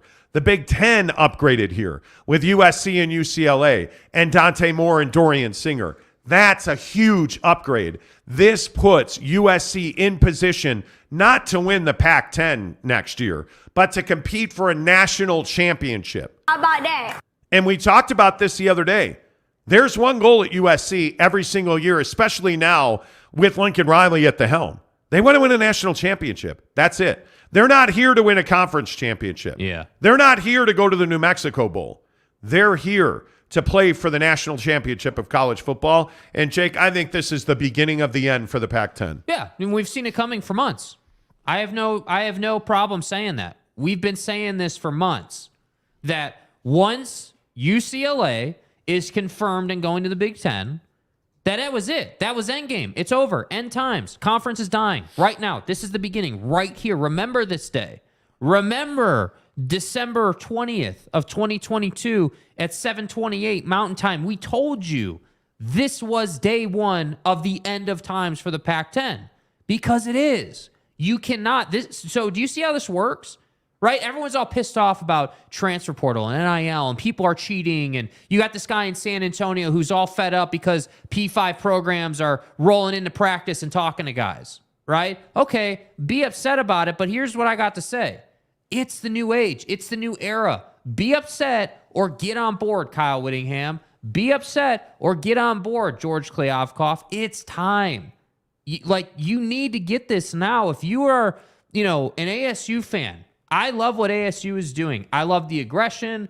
I love the proactiveness with which they're getting young, better head coaching, which is allowing them to go and get, recruits like Jacob Conover, or any of these other guys they've gotten. I love it. The problem is it's too late for you. You got to get out. You got to get to the Big 12 now. If you're a Pac school, it has to happen. Yeah, this is a huge deal. And by the way, if you look at Arizona State, Drew Pine's not going to BYU. He's transferring to Arizona State.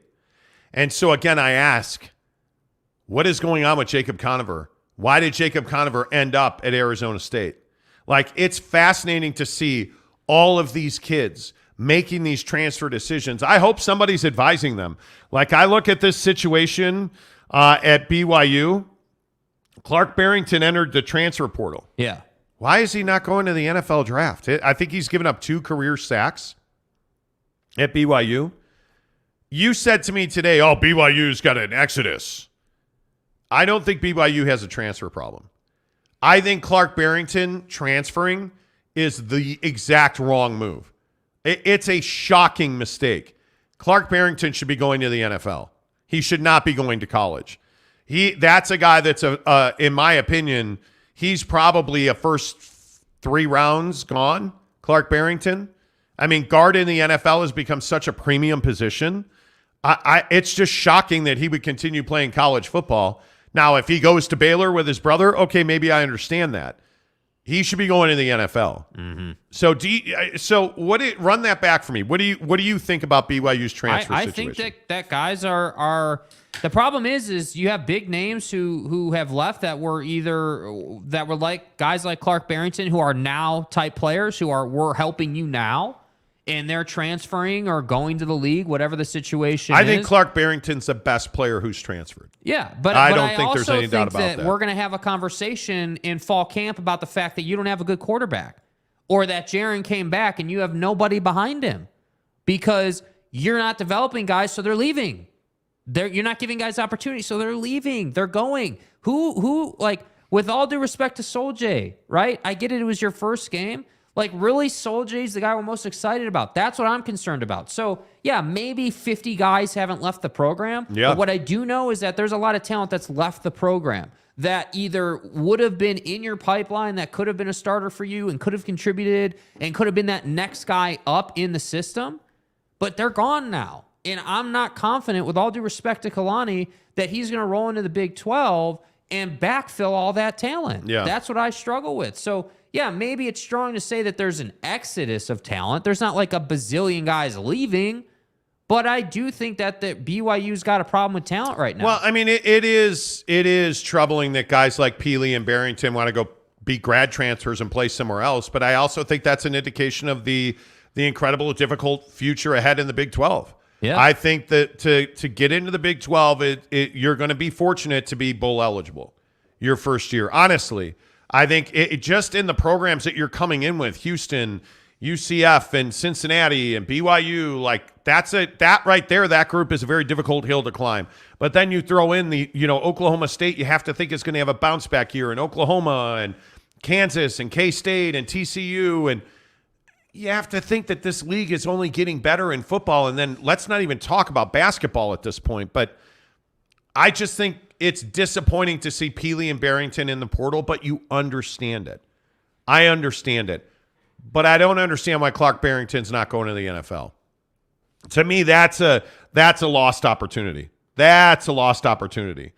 It'll be interesting to see how all that works out. I see a lot of you still in on Don. Apparently, Blake Phillips is not a fan. He says screw Monty. He says unsubscribe. Monty and Jake should stick to sports, not demean their listeners on every topic.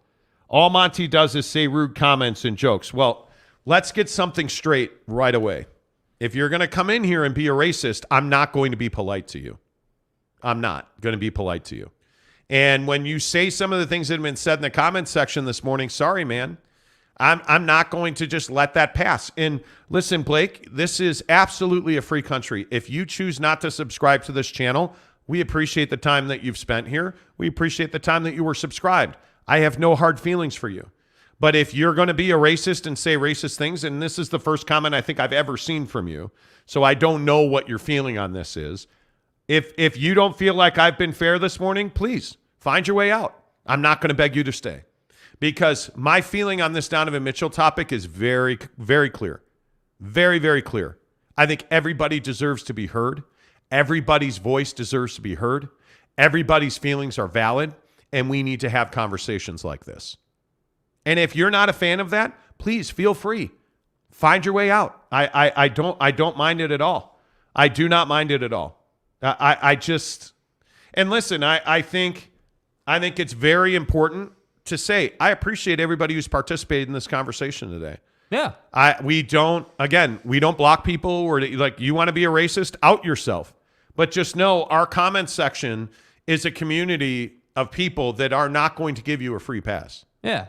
You're not going to walk in and make all these crazy comments, and that's just not the show. Our comment section, we take a great deal of pride in the interaction that we provide on this show. Yeah. Frankly, we have always said the best part of the show is your comments. Yeah, and by the way, like, rolling in with, unsubscribed.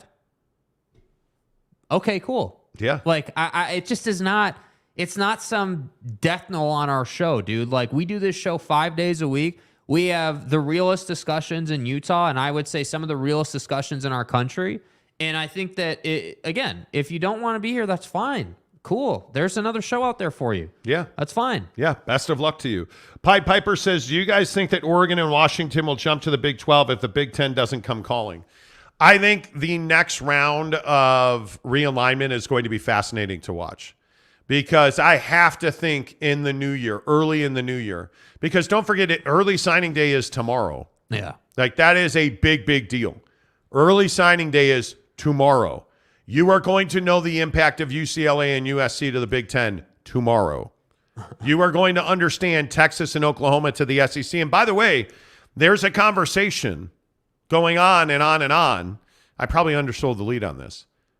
The reason that the schedule's not coming out, and thank you everybody who DM'd me and asked me yesterday why the schedule's not out.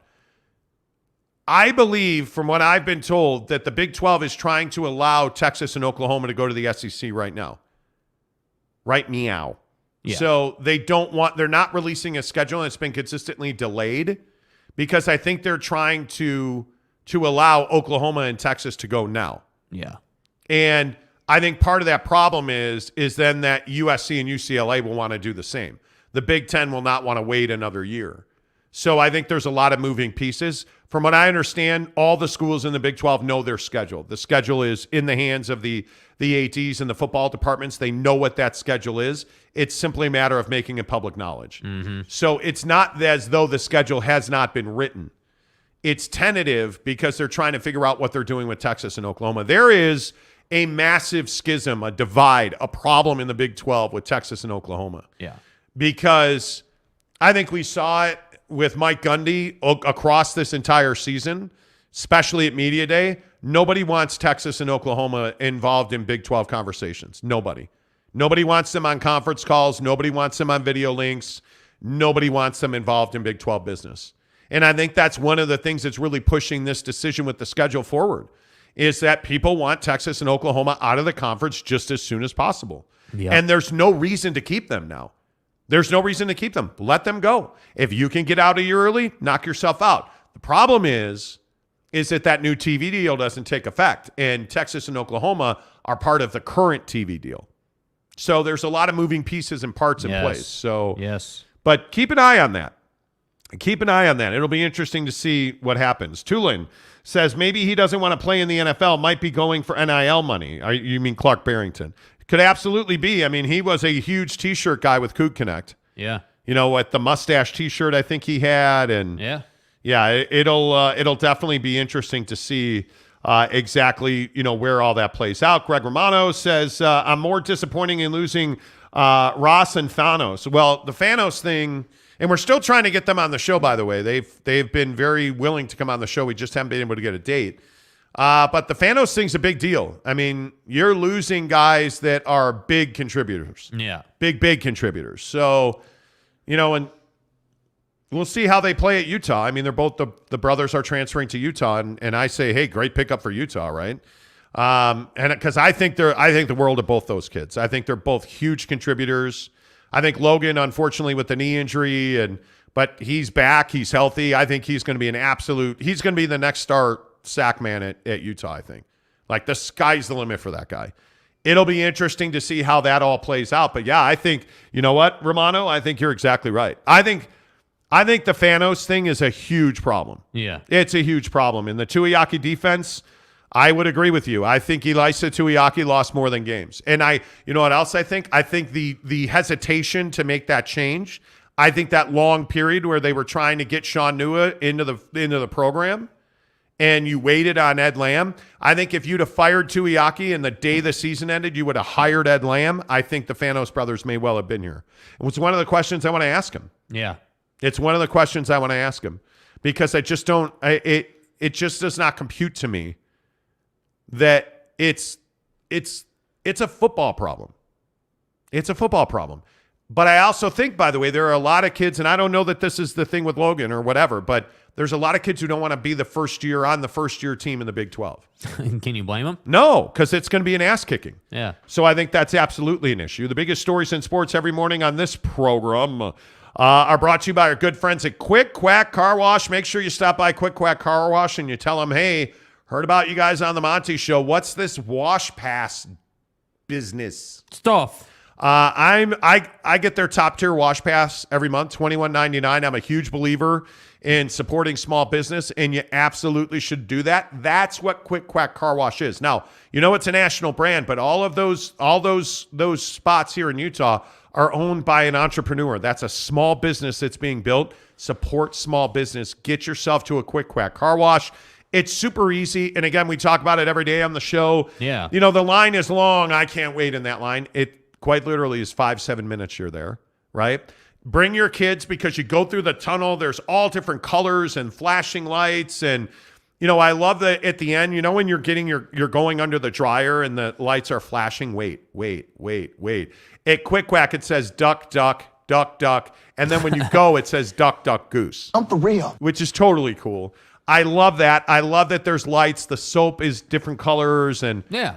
it's a lot of fun. Honestly, it's just a good experience going to Quick Quack Car Wash, mainly because the people make it great. So go check them out. Tell them you heard about it on the Monty Show. Absolutely, I think this story with Donovan Mitchell, the Jazz got blown out in Cleveland last night for the second game in a row. Yeah, it's not good.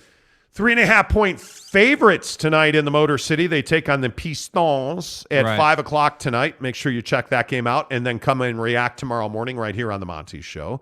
But this Donovan Mitchell race interview thing that he did with Mark Spears, where he had some real harsh comments for the state of Utah.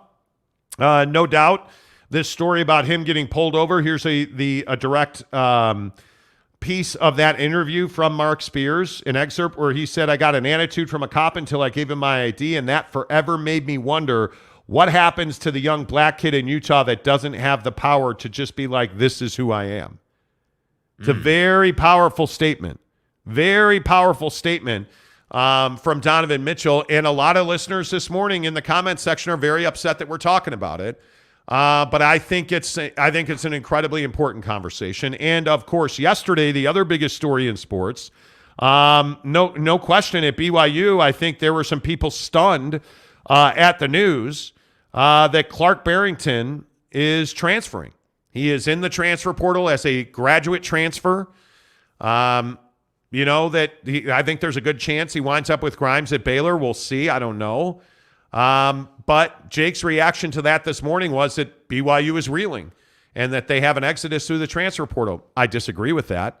I think obviously losing guys like Keenan Peely and losing guys like Clark Barrington is never ideal on top of the graduate, loss that you are facing. That's never ideal. But again, I think we would have known already if Jaren was leaving. My guess is Jaren returns. I don't know that to be fact. But it's going to be interesting to see at the end of the day how all of this shakes out and who winds up being the starting 22 for BYU football. That's going to be fascinating. Early signing day is tomorrow. I think those are your biggest local stories. I absolutely think that, this conversation that we've been having about the Big Ten versus the Pac-10 and guys like Dorian Singer from Arizona transferring to USC is absolutely a huge story. And I do think that the Big Ten owns Los Angeles. Yeah. I think that now you're seeing already the impact. Oregon losing Dante Moore, the number 3 recruit in the class, a quarterback and a very high-level quarterback, I think is a huge loss. Yeah, I mean, I just think, it was a snowball effect waiting to happen. I think if you picture in your head a snowball sitting at the top of a hill waiting for the Board of Regents to say, yep, UCLA, you're good to go, start rolling that thing downhill, And frankly, I think you're going to dominate the West Coast, if I'm being totally honest, because think about it. They have the ultimate package now. You've got Southern California. You've got the Big Ten media deal, which allows kids to be seen way more, heard way more, which allows them to be recruited into the NFL a lot better, allowed to be seen by scouts, everything you could ever want. that is why they are going to dominate. And that is why the Pac-12, without Southern California, is going to become irrelevant, with all due respect to Washington and Oregon. And again, I will just tell you, Gonzaga is a huge piece. Yeah. Gonzaga is a huge chip, dude. Gonzaga. And if you get Gonzaga. No. Gonzaga. If you get Gonzaga in the Big 12, I don't see how the Pac-10 survives. Yeah. I mean, I think that Gonzaga basketball and baseball and the rest of their sports would be a huge ad for the Big 12. Huge ad. And if it's less revenue, I mean, you're not going to make less than you're making in the WCC now. If you're Gonzaga, going to the Big 12 is a step up. And I think if they come in on a prorated share because they don't drive football revenue, I think Gonzaga has no choice but to say yes to that, because how are you, Gonzaga, going to go to the Pac-10 and say, yep, I think you guys are the better choice. You don't have a TV deal, and you're probably a stream league, but I think you guys are the better choice for our kids and our brand. That doesn't make a lot of sense. I mean, since the Pac-10 is putting the health and safety and well-being of kids first, Yeah. I look, it's back of the envelope calculations from Kliavkok, please. Yeah. Yes. Kay Nuren says BYU can get the players to win. It will take time. It will take time. It is. One of the interesting conversations about BYU to the Big 12 is your level of confidence that Kalani Sitake is the guy to build this program. And we did a video on that yesterday on a YouTube short, and people lost their minds over it. I'm not saying to fire Kalani Sitake. I don't know how long the leash is, though. I really don't. I don't have a firm grasp on how much leeway Kalani has going into the Big 12. How quickly the tides turn if you're a 4-win team. Yeah. I mean, but also I don't think that BYU is an institution that routinely fires guys when they have a bad season. Yeah. And I don't think there's also any doubt. Last year, this past season, you're 8-5. This was a bad season. This was not a good season by any stretch. And the question is, you made significant changes on your coaching staff and in the football department. Does that translate immediately to wins in the Big 12? I don't know the answer to that. The portal, seemingly would make it easier to grow and develop. I mean, Utah certainly didn't have that advantage when they went into the Pac-12. Right. Does BYU get a boost? Is BYU a program that you can see routinely leveraging the transfer portal? I don't know the answer to that question. Yeah. Can't definitively say yes yet. Because again, I think just because you're going to the Big 12 doesn't mean that culturally things are going to change at BYU. I mean, you still have the honor code. You still have a very different student experience. Yep. At BYU than you have at most other major football programs. So you still have some of those issues to overcome. Yes. But I think Kalani's also shown that he can recruit at a high level. Ed Lamb is a fabulous recruiter. He is. Kelly Papinga is a fabulous recruiter. I'm just curious, what does that translate to in the Big 12? Because I also think you look at the Big 10 adding really power coaches at Wisco and at Nebraska, and you're already seeing Nebraska is flipping big recruits. Matt Rule is flipping big recruits. That's what I'm saying. Like, if you're a prospect, with all due respect to BYU, why would you go to BYU over some of these other programs? But I also think the question is, does Luke Fickell make Wisconsin football a contender? Yeah, I mean, I think that he's got the power to. I think that he's certainly shown that he can take a program like Cincinnati and turn them into something. So why wouldn't he be able to do that at Wisco? Yeah, because I think Wisconsin offers a certain set of circumstances as well. I mean, you're in a very conservative part of the country. Grades matter at Wisconsin, where I don't think they matter as much at Michigan and Ohio State. And I think grades matter at Wisconsin. Grades matter at Northwestern. Grades matter at Indiana. Grades matter at Iowa, which has been a constant narrative and part of the problem with the bottom half of the Big Ten. Yeah. And the cultural fits of a guy like a Luke Fickell at Wisconsin. Should you expect Luke Fickell to restore the glory of Barry Alvarez and the Badgers? I do. I'm a big believer in Luke Fickell. But I think that man, when you put UCLA and USC and you see Chip Kelly's always been a really good recruiter. Yes. He's not the greatest football coach. Right. That bro can recruit.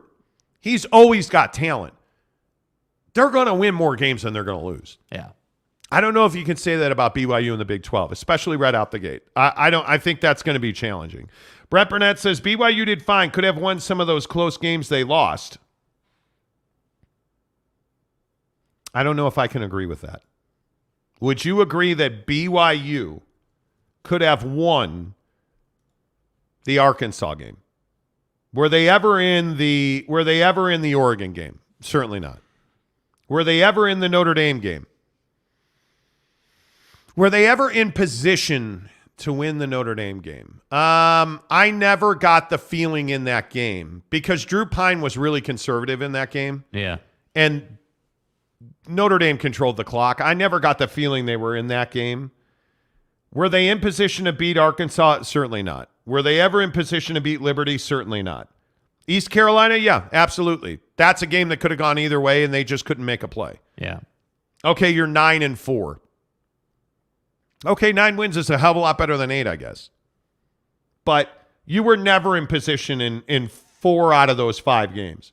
I never thought they would beat Oregon. Yeah, never. I never had the feeling during that game that they would beat Oregon. My bigger problem with the comment is that's the assertion at BYU. Yeah, you did fine. You did fine. Did fine. Well, that's interesting. Could have won interesting. some more games, but we did fine. If you're going to have that mentality, you might as well just pack it up and be a 5-win team. Yeah, in the and Big 12. Brent, I'm a little surprised by that because you're not usually the BYU did fine guy, or at least you don't strike me as that. He also says Big 12 basketball is going to be crazy good. Yes, it is. Dude, can you imagine that league? No, dude. And I'm being serious. If you look at that league, Gonzaga, and you stop. If you look at that league and you start to understand just how good the Big 12 is right now. I can you imagine, like BYU is no pushover in basketball, right? Ask Utah. Okay, I'll stop. If you look at the Big 12 right now, you ask yourself, how are you going to walk past that? Any of the teams, Kansas right now is what, 10-1? And I mean, they're just very good. They're very good. K-State right now, 10-1. TCU, 9-1. Like, I don't know how you get away from this. Yeah. I don't know how exactly, if you look at the Big Ten, for instance, like, you're better than the Big Ten by a lot. Purdue, the number 1 team in the country. Okay, you're 11-0. Is there anybody in the top of the Big 12 that Wisconsin basketball is better than? I don't think so. Yeah. I don't think so. Michigan should be better. Listen, and I'm not even saying, like, Illinois should be a better program the right now. Fighting Illini. Top 20 team. Top 20 a tournament team. Absolutely, they're a tournament team. But I think I could make the argument, like, look at the WCC right now. If you look at the West Coast Conference, Santa Clara's 11-3. Gonzaga's 9-3, 11th in the country. Right? Like, I mean, the WCC, and I think Loyola Marymount, we'll see what LMU turns into. I think they're going to be good. Is BYU a tournament team? Probably not at this point. You wouldn't say they are. No. You wouldn't say they are. But to say that the Big 12 is a good basketball conference, dude, good luck. Yeah. I think it's the best in the country. Tanner Plummer, BYU won't beat Utah Tech at Greg Romano. They're a sleeping giant, right, Mott? Why? Why bring up Utah Tech? Why? By the way, I must get 2 DMs a week. Yeah. Telling me that you guys don't talk enough. Utah Tech women, excuse my loud belch. Well, I thought you said Utah Tech women. Adam Monks. Utah Tech women are kicking ass this year so far. I know it's a small college, but man, I just wish our college got more talk about it. Teresa Fine says, you guys never give any love to the Utah Tech women's program. Did you see what their soccer team did? Talk about it. What are you talking about, man? Okay. All right, Utah Tech women's soccer on the program right now. Like, are you serious, bro? Like, Utah Tech soccer? Stop it. What are you doing? But I will tell you, Utah Tech is a sleeping giant. If they get into a larger conference, you can joke. You can joke, I'm telling you. Richard McDonald, good morning to you. It just really feels like the Big Ten and the SEC are sucking all the air out of NCAA football buildings. Well, you're not wrong about that. Luis Capazzo said, I said fire him a few years ago. The Y has a problem, and it lands on the head coach. I'm really concerned that Kalani Sitake is too nice in a lot of different ways, in a lot of different aspects. Yep. I do. All right. Football 50, 10 of the hour, every hour on the Monty Show. I know we've been a little discombobulated this morning. We're presented, as always, on Football 50 by Papa Murphy's Pizza. Use the promo code Monty25 to get 25% off your purchase at $25 or more. Should the LA Rams fire Sean McVay? You went from a Super Bowl to out of the NFL playoffs. The LA Rams eliminated from the playoffs last night. Jake, are you firing Sean McVay? No. I think that the Rams have dealt with injuries. I think that they are just not in a position to play winning football right now. And I think you got to give Sean McVay a lot of credit for bringing in Baker, a guy who's really struggled to stick in these different opportunities. And so far, obviously small sample size, but so far it's been good. Now, last night, you lose, obviously, but I think, you know, like you look at, I just think that this is not like Cliff Kingsbury. This is not like some of these other coaches who clearly just need to go and you need to find someone better. I think Sean knows what he's doing, but in the NFL, you got to have talent out there to win football games. I would not fire Sean McVay. I would give him one more year. But I am a guy who also says that the year after you win the Super Bowl is one of the most difficult years of your coaching career. And I think we're seeing that with him now. Yes. But if you look around the NFL, by the way, I don't know how many people saw the story yesterday. People believe around the NFL that Drunky the Clown, our guy Steve Keim, the DUI kingpin, buddy with the Raptor, will be fired after the season. And that there are issues that are not health-related as to why he's on leave. They had an assistant coach that was caught on tape groping a woman. I believe it was in Mexico. They sent him home and terminated him. Many people in the organization thought that tape was Steve Keim groping a woman, allegedly. It was not. It was the assistant coach. But the assistant coach now has filed a lawsuit and said that it's a case of mistaken identity. Uh-oh. Bro, what? Yeah, the Arizona Cardinals are a mess. It's not me. It's someone who just looks like me. It's Drunky the Clown. Good Lord, man. We are coming down the stretch in the NFL. By the way, Jalen Hurts hurt his shoulder, my Chicago Bears. Jalen Hurts hurt Bears. Yeah, Jalen Hurts is hurts against the Bears, you know. Yeah, he cannot miss the Cowboy game. He won't. You really don't think he'll play? I wouldn't play Jalen Hurts until he's a hundo P, because they're going to the playoffs. There is no doubt about that. I mean, they are number one by 2 games in the NFC. And is there anybody who believes that the Minnesota Vikings are going to beat them out? Come on. Maybe you don't play them and you just you live with the result against Cowboys. Maybe you do that. But if Jalen Hurts is any kind of, but it's your guy, dude. My guy. I know. Dak is my guy. It's your guy, Dak Prescott. Dak is so amazing. You know. I would not play Jalen Hurts until his shoulder's as close to 100% as it's going to get, because I just think they have the defense, and I think when Jalen Hurts is willing and able, and by the way, he did play the rest of the game against the Bears. So it's not catastrophic. I would not play him against Dallas. I just wouldn't. I mean, it is an opportunity to rest him. It's an opportunity. I would not risk it. Yeah. I mean, you got hurt against the Chicago Bears in a game that is rather meaningless. The Bears are terrible. You had a defensive lineman fall on him. What happens if that happens again against Dallas? And he breaks a shoulder, or injures an AC joint or a collarbone. Like, I just don't think you can take the risk. Yeah, I really don't. If I'm the Philadelphia Eagles, I'm also in addition to not playing Jalen Hurts, I'm getting him Papa Murphy's Pizza. Papa Murphy's presents How to Change the Way You Pizza. Step 1, carefully knead dough. Step 2, artfully spread sauce.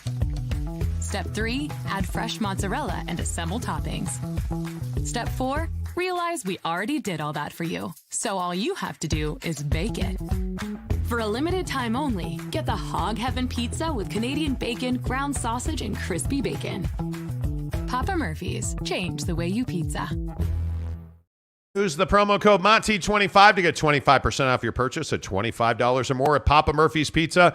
Again, as a rule, and I know that, we suck and we're terrible on this show according to the comment section today. Subscribe, and this is a brutal show. But right, if you are, if you're a Monty Show fan, you know that you have to use barbecue sauce on your original crust pizza at Papa Murphy's. Right. So make sure you use the promo code Monty25, and of course, don't forget your take and bake chocolate chip cookies at Papa Murphy's Pizza. And I'm serious. If you're just tuning in, we've had an interesting show this morning. We certainly have had a lot of intensity. If you're one of the 135 people that are here right now, please consider giving us a like. Hit the like button. It really helps the channel grow. But we've really had a pretty serious discussion about this Donovan Mitchell thing, and I am just really thankful that there's a lot of you who have been open to having the discussion. And I'm thankful for everybody who's here. Everybody freaking out over, the Donovan Mitchell stuff, and we've had a lot of people upset with some of the things that have been said in the comments and by one of the hosts on the show. I would also tell you I appreciate you. I do. I think these discussions are incredibly important in our community, and I think no one's having it, right? Again, I'm not saying we're better than other people, but what I am saying is we're having it. There's 99% of the media in this town are not talking about this today. And I understand that. I understand you have choices, and those of you that choose to spend your morning with us, thank you. We are always humbled by that. We are always appreciative of that. We're at 67 likes, so let's go ahead and pump that number up. Those are rookie numbers. Pump those numbers up. Yeah. Give us a thumbs up. We really appreciate that. Helps the channel grow. Again, if we get to 9,000... if we get to 9,000 subs by the end of the morning of the 2nd, January 2nd, this is what we've decided. Those are rookie numbers. Yeah, pump those numbers up, right? Pump those numbers up. Yeah. If we start the show on January 2nd, which is pretty much a national holiday. Yeah, once again, no one's going to be talking except us. We'll be here on January 2nd. If we start the show with 9,000 subs, we are taking you +1 to the Utah Jazz game against now your best friend, Donovan Mitchell. Yeah, you guys' beloved figure. Yeah, we are at 8732 for subscribers. So we're right there. That's 268 subs we need. We really should be able to get to 8,900 before the week's over, dude. We'll see. I don't know. We'll see. That'll be interesting. To see exactly how all that plays out. But yes, we are at 8732. Right. And all we need is 9,000. And the way that promotion will work is we'll get a black car. We'll get an Uber XL Black. We'll take you to the Jazz game. We'll walk into the team shop. You can get a jersey, a custom jersey. I would tell you get one of the sweatshirts. Don't get a player jersey now. But hey, get whatever you want. And then we'll buy lower bowl tickets. The four of us will watch a game together. It'll be amazing. Yeah. It will be amazeballs. So we appreciate you. Go ahead and give us a thumbs up. That really helps the channel grow. And let's actually talk a little bit of Utah Jazz basketball. Here on the Monty Show, presented by The Advocates. You can find them online, theadvocates.com, Utah's best injury attorney. And really, no matter where you listen to this show, you need an attorney, get to theadvocates.com. There's never any consultation fees. There are never any retainers. You do not pay the advocates unless and until they win your case at theadvocates.com. They have that cool little button on their website, and you just hit Talk to an Attorney Now. You can chat with an attorney for free online 24/7 at theadvocates.com. The Jazz last night get absolutely torched by Johnny Juzang, by Don and the Cavs, 122-99. Donovan Mitchell puts up 23 points in 23 minutes. What is your takeaway from that game? Are you concerned? Are you indifferent? What are your thoughts on it? I think concerned is a fair word to use. I think that I'm not here for, hey, this is who we thought they were. I'm here for they need to be better. I'm here for Will Hardy needs to do his job better. I think that this team, there's no excuse for a basketball team getting lost on the floor. If you are out-talented, if the other team is just simply better than you and you're playing your best, I'm cool with that. I'm fine with that. That's all right. You're doing everything that you could possibly do to win the game, and they're just better than you. Okay, we can live with that. But that's not what's happening here. What's happening here is you're not running offensive sets. You're allowing Jordan Clarkson to hit his nightly quota of 4 to 5 turnovers, which is killing you. You're allowing Walker Kessler to be soft in the paint. You're allowing Lauri Markkanen to have 25 in the first half and 4 in the second half. That's not good enough. And to me, I love Will Hardy and what he's done with this team so far. I think he's done a phenomenal job. But there is work to do. And I think a lot of the times on nights like last night or against Milwaukee, you're seeing a young head coach be a young head coach. I should see, as I said last hour, Will Hardy in his jubilees at the half-court marker telling these guys we're running this set. This is what we're doing this time down because we have these guys on the floor. Run this set. Get Lauri the ball when he's 0 for 4 in the second half and can't find a bucket. Right? Like, get these things done to allow us to get back into our flow. There's no excuse to lose by whatever they lost by, 25 or whatever it is, to Donnie. That just shouldn't happen. I understand losing by 10. I get that. I almost expect it. I get playing against Donnie the first time. I get it. But losing by 25, getting embarrassed, not showing effort, that's unacceptable. That's what I'm concerned about, is that I think what you're seeing for the first time this year out of this Utah Jazz team is a lack of want to. And again, I'm just pointing directly at Jared Vanderbilt last night. There were several situations where Vando just chose not to block out or didn't make the right play, and it's an effort thing. You only can control your effort. You can't control the people around you. You can certainly control your effort. And the inability to rebound and block out was a real problem for Jared Vanderbilt last night. I would expect to see a complete turnaround. But what I would also expect is to see less minutes being played out of Jared Vanderbilt right now. You have to get him right. And if that means you play Walker Kessler more, so be it. If that means that THT plays more, because he frankly has not been very good at all at this point, I think you play THT more. But you cannot allow guys to just go and freelance and lack effort. That just can't be the case. And I think what you're seeing is a group of guys that just don't know how to play together. At times, we watch this team go through these spells where it looks like they haven't played a single game together. Yeah. These last 2 games in Milwaukee, and remember, they didn't have Giannis in that game and they didn't have Middleton in that game. And Milwaukee absolutely smoked the Jazz out of Brewtown. Yes. And then you go to Cleveland, and the exact same thing happens in a game where you would expect the Jazz to be pretty fired up to go against Donovan Mitchell and the Cavs. Because remember, that wasn't just Donovan Mitchell going against his old team. Everyone seems to forget this concept, right? It's not just Don going against the Jazz, right? It's Lauri Markkanen going against the Cavs. Like, these are guys going against their old team. I would have expected Lauri to have a 30-point night. I would have expected him to have one of those nights where you could just feed him and he'd fill it up and fill it up and fill it up and have that night for you. But that didn't happen. And that's what I'm saying. This is where I think it starts with Will, because Will has to say, hey, we have to be better here. You just allowed them to go on a 14-0 run or whatever, and most of that was transition.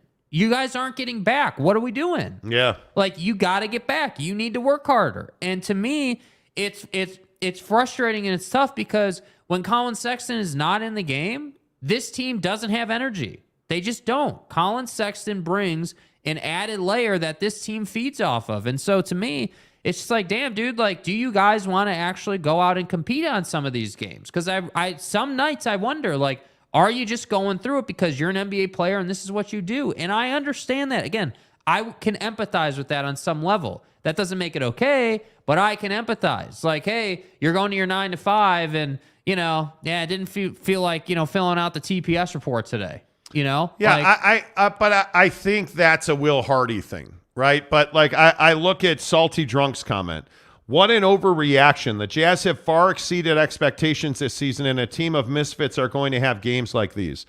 Well, the problem is you've seen what this team is capable of, and they're not playing nearly to that level, and the effort is not nearly to that level. So you can say that this is an overreaction. I would tell you once you set an expectation, anything below that is a disappointment. And if you feel like this is okay in Milwaukee and in the Cleveland game, okay, Milwaukee, you got run out of Milwaukee. But that was okay because that was Milwaukee and they're the best team. Okay. But without Giannis and Middleton, I don't know how you're not disappointed. And this team, whatever expectation there was coming into this season, those expectations were realigned. You have expectations that this is a 40-win team, and right now they don't look much like a 20-win team. Yeah. And it's inexcusable not to get back on defense. Again, if you're going to lose games, I'm fine with that. How you lose games is the problem. You're not getting back on defense. You're not making efforts. You're not making smart plays. Like Jordan Clarkson just freelancing. What are you doing? I don't understand that. This is a guy who, in my opinion, should not be starting for this team. He should be a six-man off the bench, but you're putting him in a starter's role. And there's different expectations with that. You have to be a system guy when you're starting. And the other thing that's really troubling about these conversations is these are the exact conversations we had last year about Quinn Snyder. Well, is it Quinn Snyder or guys just out freelancing? Well, is it Will Hardy or guys just out freelancing? And by the way, where is Lauri Markkanen in the second half? Where is he? Because this guy's wildly talented. He's putting up 20 points in the first half, and then he's a no-show in the second half. Is that Lauri Markkanen, or is that his Jazz teammates? Is that Will Hardy? I don't know. They got to figure that out. You have to figure that out. He should be a 25-point-a-night guy. He's that talented. He's playing at that level. He played at that level in the first half last night. And then he was a nothing in the second half. That's what's concerning to me. All this other stuff about, hey, this or that, it just doesn't. Come on. This Jazz team, you have to reset the expectations after what we saw the first 20 games. Yeah. I think you absolutely have to. Teddy Wayman gives us a $20 tip. Thanks, Teddy. Appreciate that. Thanks for talking about things that a lot of people don't want to talk about. Things like race issues will never change unless we can have an honest and open conversation about them and create change within ourselves. That's the thing. I think people that are so upset about this, I would encourage you to look inward. And I would ask yourself, what is it that's so upsetting to you? And I just don't know the answer to that. Because we're at a point in Utah when we talk about things like race and politics where there's not even a starting point. It's you're an asshole, you're wrong, you're a racist, you're a libtard, you're woke. Like, we get into this insult game instead of having the actual conversation. Yeah. We never get to the conversation because you're a jerk and you're woke and you're a libtard and you're a neocon, and we never find a common ground. Yeah. So we never move forward, we never grow, and we never change. We never evolve as a community. That's my biggest fear about these conversations. Teddy, appreciate that. Thank you very much. Let's see. Salty Drunk says, I love you guys, but seriously, you're full of S today. Okay, well, what does that mean? What does that mean? Middleton has barely been there this season anyways. You have no idea. What are you talking about? You are a casual on the Bucks then if you don't understand that Chris Middleton came back from injury and looked phenomenal and he needed a rest. Like, he's missed time this year. There's nobody's doubting that. But again, with all due respect, dude, don't tell me I'm full of S and then come in here and say that Middleton's missed all this time and he's not an impactful player for them, dude. Chris Middleton's game log this year, he's played 7 games, Chris Middleton, 17-5, 14-19, 0. He played 6 minutes against Houston, 20 against Golden State, 3 in 22 minutes against Memphis. So they're clearly managing his load. Yeah. But in the games where he plays regular minutes, the guy is absolutely lethal. And he simply did not play against the Jazz. So you don't think that makes any difference not having one of the best shooters in the NBA in Chris Middleton not playing? You don't think it makes a difference that the MVP of the NBA did not play and Giannis Antetokounmpo did not play? You don't think that we should have expected the Jazz to win that game? What are you talking about? And you're going to say we're full of S. What are you talking about? Absolutely, the Jazz should have been expected to win that game. How do you explain that you got blown out by 26 points? 26 points. Their leading scorer was Bobby Portis, Brooke Lopez, Drew Holiday. And you're telling me that with a full complement of Olynyk, Markkanen, Vando, Conley, and Clarkson, those were your starting five. And you got 18 from Beasley and 14 from NAW off the bench. You don't think you should have won that game? Come on. What are you talking about? Like that's the kind of take on the Jazz that I just don't get. Like, you really don't think that we should have had the expectation that they win that game? How is that possible? Yeah. Like, I mean, I don't get that. And oh, by the way, Giannis comes back last night. They win 128-119 over New Orleans. Giannis had 42 points. 42 points. So if Giannis plays, that's probably 140 spot for the Bucks. Just saying. Brooke Lopez had 30. Holiday had 18. And oh, by the way, let's not forget your boy, Joe Ingles, 0 of 4 from 3, 0 points last night, 2 dimes and a rebound in his return. Yeah. Milwaukee is an excellent team, but you should have beat them. Yeah. And even if you lose to them, you can't lose by 26 without Giannis and Middleton. Are you talking about the Bucks or are you talking about Cleveland? What are you talking about? Come on. My God. B&W says, need to switch lineups more like the beginning of the year. Play those guys who want to play. I think they all want to play. You just have to find the right way to motivate them. No doubt about that. Jake Sperling says, Milwaukee loss makes sense when they were at home coming off of being embarrassed by 40. They were pissed and the Jazz weren't. Well, and see, like, that's a valid point. That's a valid point. I could totally understand that. But you can't lose by 26. Come on, man. Fat Jesus says, Jazz don't win 26 games. That could be. That could absolutely be. Austin Napierski, fresh off of surgery. What's up, dude? How are you feeling, Austin? If the Cavs shot 61.4% from the floor, that screams defensive problem to me. Sure, the Cavs nailed threes, but 61.4% means they're dunking on us like mad, which they were. They ran the Jazz off the floor last night. Yeah. I think it was 27-2 in fast break points. Yeah, that was ugly. Kay Nurin says, Don isn't on our team anymore. Time to move on and beat him. Winning is the name of the game. I don't disagree with that at all. Tanner says, Monty, your expectations are too high for this team. Yes, getting blown out sucks, but your reactions are a bit over the top. Okay, are we talking about Utah Jazz basketball or are we talking about BYU football? What are we talking about? Because it seems like it's okay to be average in this state. That's what it seems like to me. It seems like we're sitting here saying that this team that everyone wanted to tell us we were idiots for not saying that they were a 50-win team when they were 10-3, right? It seems like you guys are saying that now because they've lost and they've come back to earth, that we should just say, oh, well, they're an average team. We should have, it doesn't matter who's hurt or who's playing. They're going to lose these games. And that's just not good enough. You're not going to get that sentiment from us on this show. I'm never going to be the guy that's like, oh, well, Giannis and Chris are out. Well, that means we're still going to get run off the court and lose by 25. I think the issue that I have is it's how you're losing. It's how you're losing. By the way, David Lee gives us a $20 super sticker. Appreciate that. Thank you, David. The issue is how you're losing. You're getting run off the floor. And on this trip that they're on, and then you're going to come home for one against Washington on Thursday after tonight in Detroit.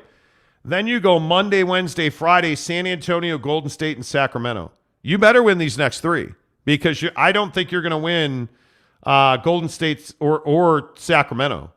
I don't think you're going to beat Miami at home. Sacramento's much improved. And then you go right back out for Houston, Chicago, and Memphis. Yeah. I mean, you have a really tough stretch of games here. And again, I guess I'll just go back to what I've been saying all year. Maybe my expectations are too high, but I think you're a 40-win team that's a fringe playoff contender. Maybe that's what they are. I mean, you're a club that's 17-16. You're a 500 team right now. Maybe my expectations are too high. The Jazz rotations are off as certain players aren't available. Hardy uses a system and is still testing which combos work best against certain teams. He makes me a little crazy with the long stretches that Lauri Markkanen's out of games. That second quarter rest for Lauri, you've got to keep feeding him the ball. Yeah. And my question is, do you think that this team has sets that are specifically designed to get Lauri Markkanen the ball? Yeah, I'm not sure that they do. I mean, they must, but I'm not sure that they do since we rarely see those. I'm guessing that they don't. I'm guessing that they do. And again, I don't know that to be fact, but it would be great to see him get the ball more. Like you have to do that. Forrest G, what's up with you? Good morning. Good to see you.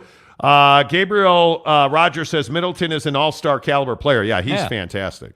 He is fantastic. I mean, he really is. He is very good. Brett Burnett says Ingles played. Yes, he did. Yes, it's good to see him back, too. I mean, if you're not a Joe Ingles fan, you just are not. He's a good dude. He is that guy that every championship team needs. I think that was a great signing by Milwaukee because you and I both know the three ball is going to start going down. And if that knee is at all 70%, he's going to be a more than capable defender. Okay, I need to slap Tanner over the head with this next comment right here. Why? Right there, right below the one you're at. Do you seriously believe the Jazz should have beaten the Bucks? What the F? Without Middleton and without Giannis? Yes, I do. What are you missing? What do you not understand, my man? What is so confusing?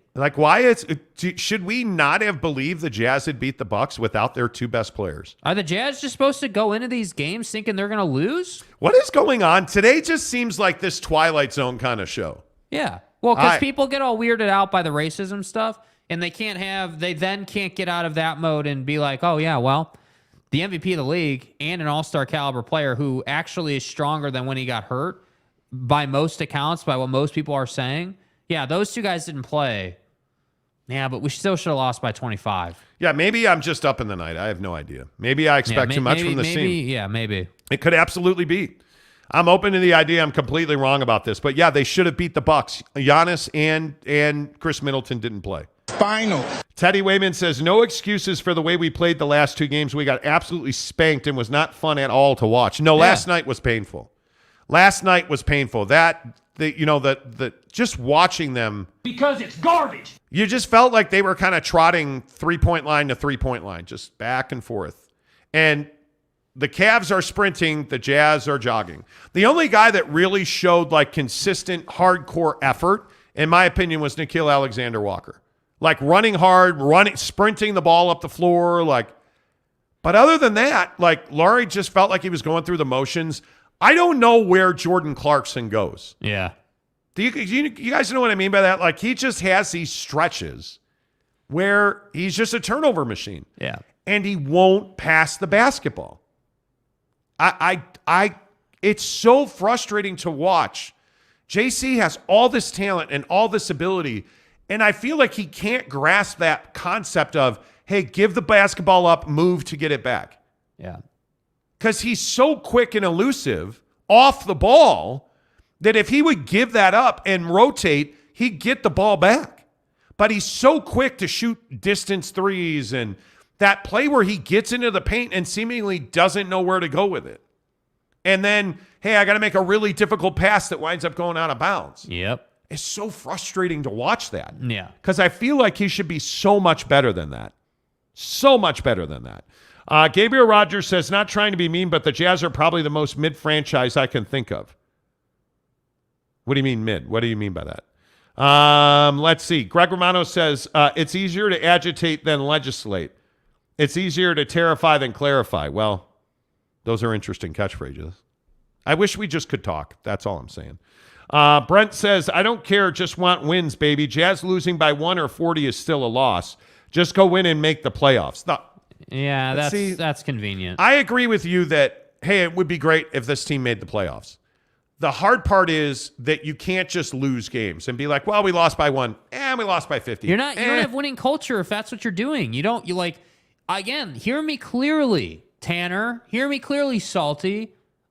Listen, I'm saying, hey, if you lose, that's okay if you played your best basketball. Yes. If you were running sets, if your defense looked like it had any clue what it was trying to do. If you just got out-talented by Giannis and Middleton, yeah, I can understand that. Yes. But you're not running sets. And when you have a team of guys that you're trying to figure out who you are, like, again, Walker Kessler is learning how to be a professional right now. This is the problem. So you're telling me that this culture of a lack of effort, a lack of enthusiasm, not playing in a system, that's what you're trying to teach Walker Kessler how to play basketball in the NBA. That's what you're telling me. Because that's a guy that is, in my opinion, is a future 5 on this team for like the next 3 years. That's the culture you're teaching him. How you win and lose matters. Yeah. Right? That, like the Pelicans throwing windmill dunks down on the Suns. That's not how you win games. That's right, T. It's not how you win games. It comes back to get you. Losing because you didn't try means the next time you're in a need, where you need to try hard, it's easier not to try hard. Yep, becomes okay. Because, in Cleveland, we were just kind of playing out the string. That's not okay. Yeah. You have to, that effort has to be there all the time. All the time. Like it is, that to me is, yeah. Fat Jesus says, full of salt, that's going to impact your blood pressure, Monty. You better get that taken care of. Yeah, I know. To watch my blood pressure. If you think Joe's stats are relevant in his comeback game, nobody said his stats were relevant in his, dude, there are just some that, like, again, is today just salty day, like all around? Nobody's judging him based on his stats. Guy, I just said, hey, this is what he did in his first game back. What do you, like, relax.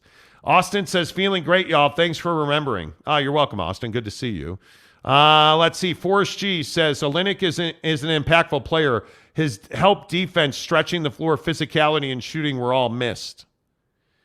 Yeah, I mean, Kelly Olynyk should be your 10th guy off the bench. But on this team, he's your starting 5. And I also think, again, these last 2 games have shown, I mean, Jared Allen just might as well rip the rim off the backboard last night so many times. Like, you've got to get 4s and 5s into this system that can defend, but also can shoot. You really need a power forward that can play at all 3 levels. That I feel like that is a gaping hole on this roster. Yeah. And I think I'm probably the only one saying it, but I really think that power forward is a huge, huge hole on this roster now and into the future. Yeah, I think you see it play out last night. Evan Mobley, Jared Allen had their way repeatedly. I think, it'll be interesting to see. Tanner says it's not okay to be average in the state, in my opinion. However, let's be real. This current Jazz team is average. I don't know why you still think Don and Rudy are still on the Jazz. Okay. Brent says, the Jazz let the fans down by scoring 111 points. I want free Arby's sandwiches. See, by not scoring 111. That to me is the biggest atrocity that we don't get. Do you know a name of an Arby's sandwich? No. I don't. I don't know the name. I'm sure Zion does. Okay. Wow. I also know that Zion goes to trydaytrading.com/Monty. That's right. You know what I'm saying? Yeah, that's Our right. Jazz Talk and NBA Talk on this show presented by trydaytrading.com/Monty. I just say it every time we talk about the guys down in Lehigh. They're a local business. They're great entrepreneurs, and they're really good people to do business with. And in your case, they're the best in the world at making you a prolific day trader. And what does that mean? What is day trading? It means that, hey, you're dipping in and out. You're leveraging the stock market for profit. And every day in Utah and across North America, anywhere you're listening to this show, trydaytrading.com/Monty can help you. There are people all across this country making $1,000 a day because they did business with trydaytrading.com, because they went through the program at Triday Trading. They made $1,000 yesterday. Yeah. There are people who do it on a part-time basis that are absolutely making hundreds of dollars a day because they went through the program at trydaytrading.com. What I'm telling you is that you absolutely have to get there, because again, you can make $1,000 a day. And I feel very strongly that 2023 has to be your year, man.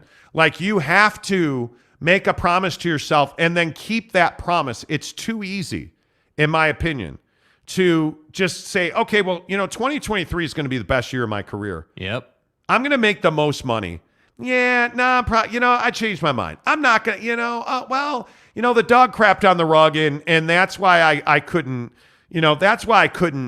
I couldn't make more money. And Really? You can make more money. I'm telling you now, keep the promise to yourself. Do what needs to be done and make sure that you are willing to sacrifice to make the most money possible. Because if you're willing to do that, you're absolutely in a position where you can win next year. Yeah. But if you're not willing to just go watch a free, no obligation webinar, are you really going to win next year? That's the biggest question. TryDayTrading.com. All I'm asking you to do is watch the free webinar. It's no obligation. You get to do what you want to do at TryDayTrading.com. Do it as a side hustle. Do it as a full-time gig. It's totally up to you. TryDayTrading.com/Monty is exactly where you should go. All right, let's get more of your Jazz comments and NBA comments. I do want to talk a little hoop. How good is Damian Lillard? He is now the all-time leading scorer for the Portland Trailblazers. Yeah. Is that something where you're like, hell yeah, he's a legend? Yes. I mean, he's already a legend. I mean, he's for my generation. He's Hall already, of Famer. Yeah, he's No a Hall question, of Famer, right? No doubt about it. I mean, my biggest problem with Dame is he hasn't won. He hasn't won, but he is Mr. Clutch. He is the guy that you know you need to make a shot in the clutch. You're going to Dame right now. That's where you're going. And to me, I think that he's done enough to be a Hall of Famer. You know, is he one of the best in the league? Certainly. The problem is injuries, and the problem is he hasn't won. And in my opinion, he's too loyal in the current NBA culture. I think that he needs to go to another team to win. Yeah, I think it is. I think it's interesting to see exactly how Damian Lillard's career ends up. Yeah. Because I think he's not going to win a championship. Shai Gilgeous-Alexander is another really good example of this. He hits a game-winning shot last night. Yeah. How long is he going to toil in Oklahoma City? Yeah, I mean, I think he's a guy that it's going to go one of two ways, obviously, right? It can only go one of two ways, where he's going to just get so good that they have to trade him. He forces their hand. Mm-hmm. Or probably the more likely route is he'll play out the contract, enter free agency, and he'll get a max, you know? And he can't get a super max unless you're on your original team, but he'll get paid as much as he can possibly get paid through free agency, and I think he deserves it. Like, if you go and look at his numbers, I'm not even joking, he's putting up Kobe-level numbers at the same age as Kobe did. So to me, the guy is a scorer. There's no doubt. He can do a lot of things. I think SGA is that guy that has to move on. Yeah. It's a painful thing in sports when you lose a guy like that. But at some point, winning matters. And you know, there's this Charles Barkley podcast sound that's out there, and I apologize I don't have it, but Charles Barkley was interviewing one of the Las Vegas Aces of the WNBA. And they just won the championship, and he says to this player, like, hey, are you willing to sit here and guarantee another championship right now? And she says to him, well, something to the effect of, well, that's a really weird question coming from a guy who doesn't have any championships at all. Like, you never won anything. Coming from a guy who never won any championships. And it's like, that's how much people recognize that Charles Barkley didn't win a ring. You're not that guy, pal. Trust me. You're not that guy. Well, when we sit here and we talk about how important championships are, this was my rant yesterday. The LA Lakers are wasting LeBron James. He's at 4. Does LeBron ever get his 5th championship to match Kobe?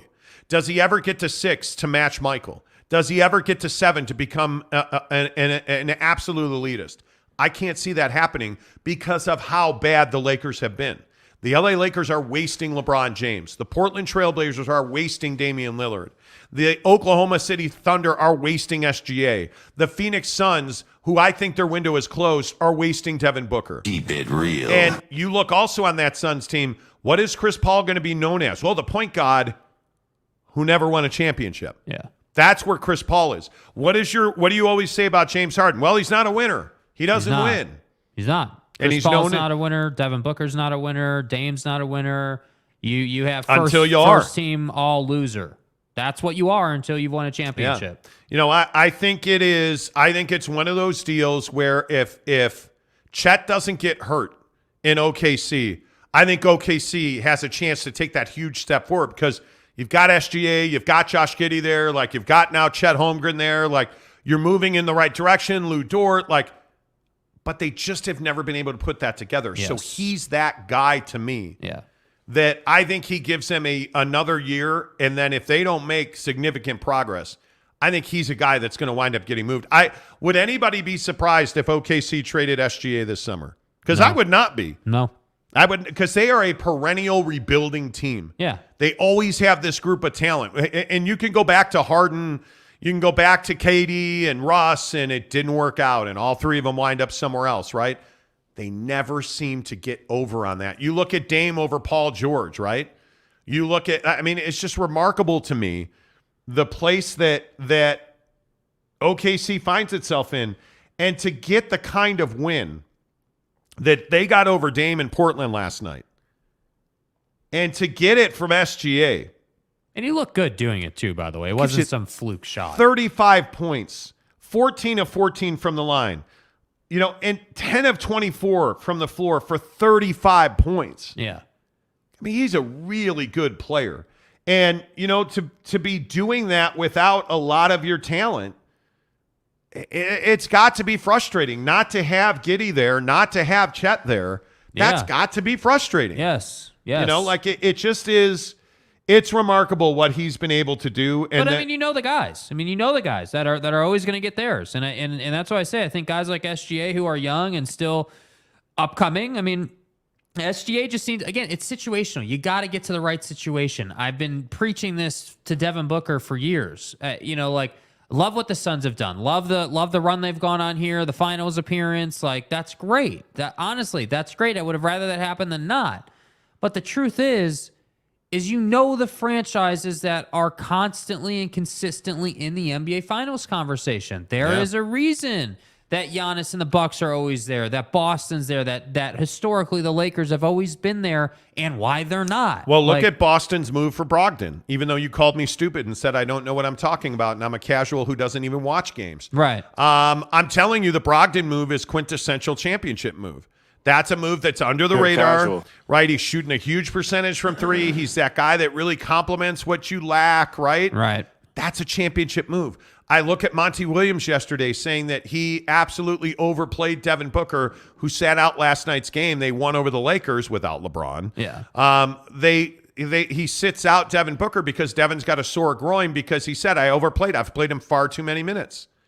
But Chris Paul's been hurt, and Cam Johnson's hurt, but that situation should make you appreciate LeBron. That's exactly You know right. what I mean? You should appreciate, even though I'm not a LeBron guy, I'm not a Bron fan, you should be able to at least appreciate Bron's contribution and what he's been able to do physically, because he has been an Iron Man. He has been someone who has been really healthy most of his career. And then how about your boy last night? Yeah. How about Puncher Face? Luka Doncic gets Screw him. ejected last night. Child. Come on, man. At some point, before we get back to your comments here on the Monty Show, because I want to hear what you guys have to say about all this, but at some point, the NBA has to do something about the obsessive complaining to the officials. Yeah, it gets old pretty quick. And I think it's absolutely soccer players laying on the ground. It is, you just cannot continue to bump officials. And he got ejected for making contact with an official. But you're starting to see guys, we've seen 3-4 instances this year in the NBA where a guy threw a ball at an official in a real forceful manner, got a technical foul for that. The obsessive complaining, arguing with the officials. You got to start throwing guys out for that. Yeah. And I think it is one of those deals where if you get a technical foul or ejected for bumping an official or arguing with an official, it should be balls and strikes in Major League Baseball. Catch me outside. How about that? You argue with an official, it's an automatic ejection. Because it just can't be. It cannot. I think it's so bad for the NBA. The funny thing about that analogy is, even though it's an automatic ejection in baseball, guys know what they're doing. They know the line. Absolutely, they know how to push doing. the buttons and walk right up to the line and not get ejected versus they want to be ejected. Aaron Boone, my guys are savages in this box. Aaron Boone knew what he was doing. Yes. You know that. So to me, it's just, I just think that guys like Luka want their free pass and they want their foul call, even though it wasn't a foul. And then, when they say some heinous, hurtful thing at the official, they're all surprised that the official gave him a double technical and set him onto the locker room. And then for Jason Kidd to walk onto the floor and lose his mind and get tossed, it's just, and that's then what I'm saying. worse than that, did you see Jason Kidd after the game? Sunglasses, a baseball cap on backwards makes like a 15-second statement and says, all right, have a good night, gets up and walks away. Yeah. Doesn't answer questions. You're a child. That's why Dallas doesn't win. Be better. Yes, Teddy Wayman. Yes. Luka legit argues every call or no call. Now, it doesn't matter if it's a good call or a bad call. He argues Did you mean Luka or Rudy? Because I got confused. Okay, relax. Rudy's hurt, by the way. Yeah. Missing multiple games for Minneapolis. Yeah, somehow Minneapolis isn't missing Rudy. Seriously. Let's see. Brent Burnett says Lakers got hosed by the commissioner way back when they and they have never recovered. They won a championship after that. Yeah, what do you mean? Are you talking about the Chris Paul thing? Yeah, what is that? Put an asterisk on the last title. Lakers need to reset like the Jazz. The Lakers do need to reset. I'm telling you. But I'm not putting an asterisk on the bubble title. No. I'm tired of people saying that. They won the championship with the structure that they were given. Yeah. So if Miami had won the championship, are we putting an asterisk next to their championship? It's ridiculous. The bubble had to exist with the times we were in this world. It had to. It was a required step that the NBA and every sporting league had to take. And so to me, I don't understand why people do that. Well, we got to put an asterisk next to that championship. We do? Because as far as I remember, Anthony Davis and his Kobe's still had to make that shot. Yeah, and again, Cantavius Caldwell Pope shot them to that championship. I mean, they just had a really good team. Yeah. They had a really good team there. Greg Romano says the Lakers are only a game and a half out of playoff contention. Yeah, well, they're in playoff contention. They're a game out of a spot. I think it's striking that Dallas has done so poorly this year. With Luka Doncic having an MVP caliber statistical season, it's shocking that they're not winning more games. It's crazy. Gabriel says SGA is like 25. He's not getting traded. Well, if he doesn't want to be there, he won't be there. And at some point, they're another team. There are just teams around the league who are never healthy. Yeah. They're another team that's never healthy. Whether it is Chet, whether it's Giddey now missing games, like Lou Dort's missed a bunch of games, Brent says OKC trades SGA. They stupid and smart because SGA leaving to a bigger market for real opportunities. Well, and that's the other thing. I mean, I think he just signed a massive deal. Did he not? Do you even live? And I'll look it up. I mean, I think that, guys are always going to go where they want to play. It just is what it is. I mean, whether we're talking Donnie or we're talking SGA or whatever. And the thing for me is guys like Dame want to stay in one team. He wants to be that guy. Yeah, he's under contract until 26, 27. He's a free agent in 27. And he's going to average about $38 million a year. He signed a $179.3 million deal. That's a huge. So he's in the first year of that deal. It makes him more tradable, frankly. They're going to have to get serious in OKC. Yeah, at some point. I mean, and you would think. Yeah. You would think they're going to have to get serious in OKC. Let's see. Greg Hale says, Greg Romano, I think BYU will have some growing pains. The expectations from the COVID years has hurt BYU. I hear that a lot, too. Well, they won 10 games in a COVID year. COVID year. Well, they Who played cares, their games, too. Dude? I'm a big fan of that. I don't care if you played in the bubble or not. You played where you were told to play your games, and you won. The coronavirus. Right? I think that's, absolutely. Everybody gets a test. Burnett says Lakers got hosed by the commissioner. I already read that one. My bad. Gabriel says, obviously, if you think the refs made a bad call, you're going to get mad. But you can't go after officials. Yeah. You can't throw the ball at him. You can't bump him like he did. Brent says officials impact the game, always have, and it's time for coaches and players to say what they feel about bad calls without being fined. You can't do it. You can't do it. You cannot do it. Jeremy Bolton says the league seriously needs to do something with Luka. I can't watch him. He's impossible. I think you're exactly right, Mayor. I think Luka Doncic, it's crazy to say it. Luka Doncic is unwatchable at times. Vexes me. It's so... he's so unlikable. Terribly vexed.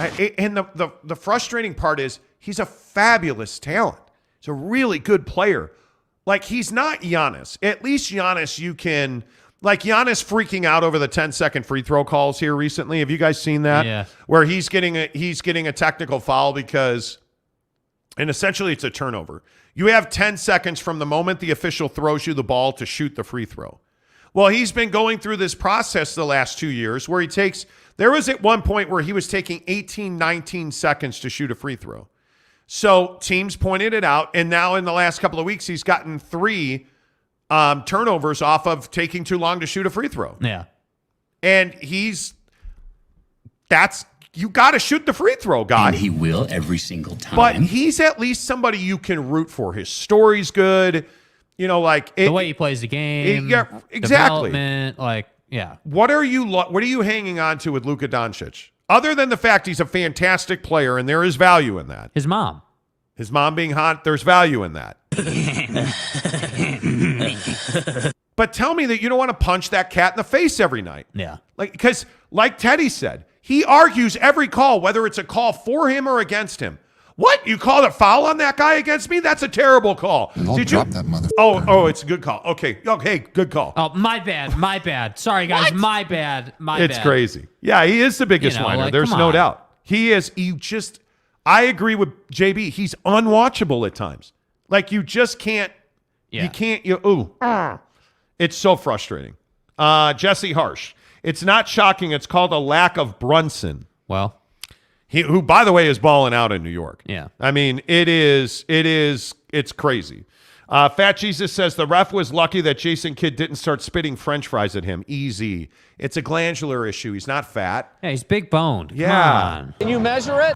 Eric C says, how's NorCal today, Ruffs? Oh, is Ruffs official in? Jesus, here we go. He is in today. Here we go. Let's see. Ruffs. I'm not going to read his comment. Gabriel says, Donovan Mitchell went through living in Utah to Cleveland. Gruesome. It is a step down. Like, I love living here. Yeah. I mean, it is. This is, I mean, obviously, it's their home. Yeah. Salt Lake City. It's a great place to live. Alex Chacon says, Lakers got hosed last night by the Suns. Yeah, without LeBron and without okay, what do Devin. we think of Pat Bev hitting the too small taunting gesture when they're down like 25? I think Patrick Beverley is playing his last minutes as an LA Laker.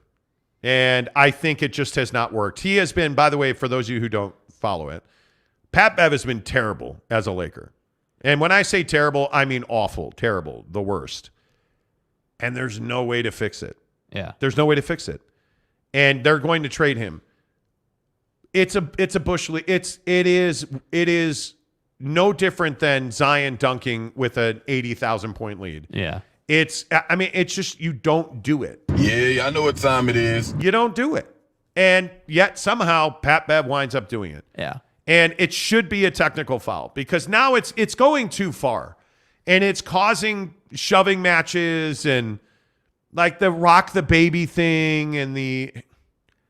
Come on. This isn't celebrating. Like Lance Stevenson's guitar is a really good example of this. But that was funny because it was Lance. But it was Lance. And Lance gets all, he gets fired up and he starts playing the guitar. Dude, Lance is the guy blowing in people's ears in the playoff. You know that's just But he's Lance, celebrating dude. himself. Yeah. I'm all about that. When you're doing what Pat Bev is doing and you're doing the too small on Chris, like get out of here. Again, another guy that you want to like if he's on your team, but he's hard to like. Where are we at in society today? He's hard to like. Jeremy Bolton, I think for every time Luka complains a call, a fan gets to come out of the stands and get a free punch to his face and or his clavicle. Hey, claw. I love that you said clavicle. I agree. Rhett Williams, good morning to you, sir. He says, respect is gone for Spida. I agree. I think he is going to get unceremoniously booed. Yeah, but I need to clarify with Rhett's comment. Do you mean that the fan base's respect is gone or your respect for him is gone? I think we need to ask that. I would be interested in that. By the way, if you're here right now, all 125 of you, please give us a thumbs up. Hit the like button. It really helps the channel grow. Burnett says, let the coach and players speak the truth. If it's a bad call, that is as we, the fans, aren't blind. Bad call, that is weird. Stop the gag order and the bogus fines. You cannot have players and officials, like coaches and GMs, ripping the officials. It's why every league bans it. There's no good for it. I do think that there is space to have a conversation around officials being fined for bad officiating. I think if Tony Brothers should not be an official in the NBA. I think he is an awful NBA official, but that's pretty rare. I think most of the calls in the NBA they're really difficult calls to make. Like you're talking about, There was a deal with Darius Garland last night. Yeah. Where it was an offensive foul, and he wound up getting hit in the face. And initially they got together and talked about it because two of the officials wanted to call that a foul on Nickeil Alexander-Walker.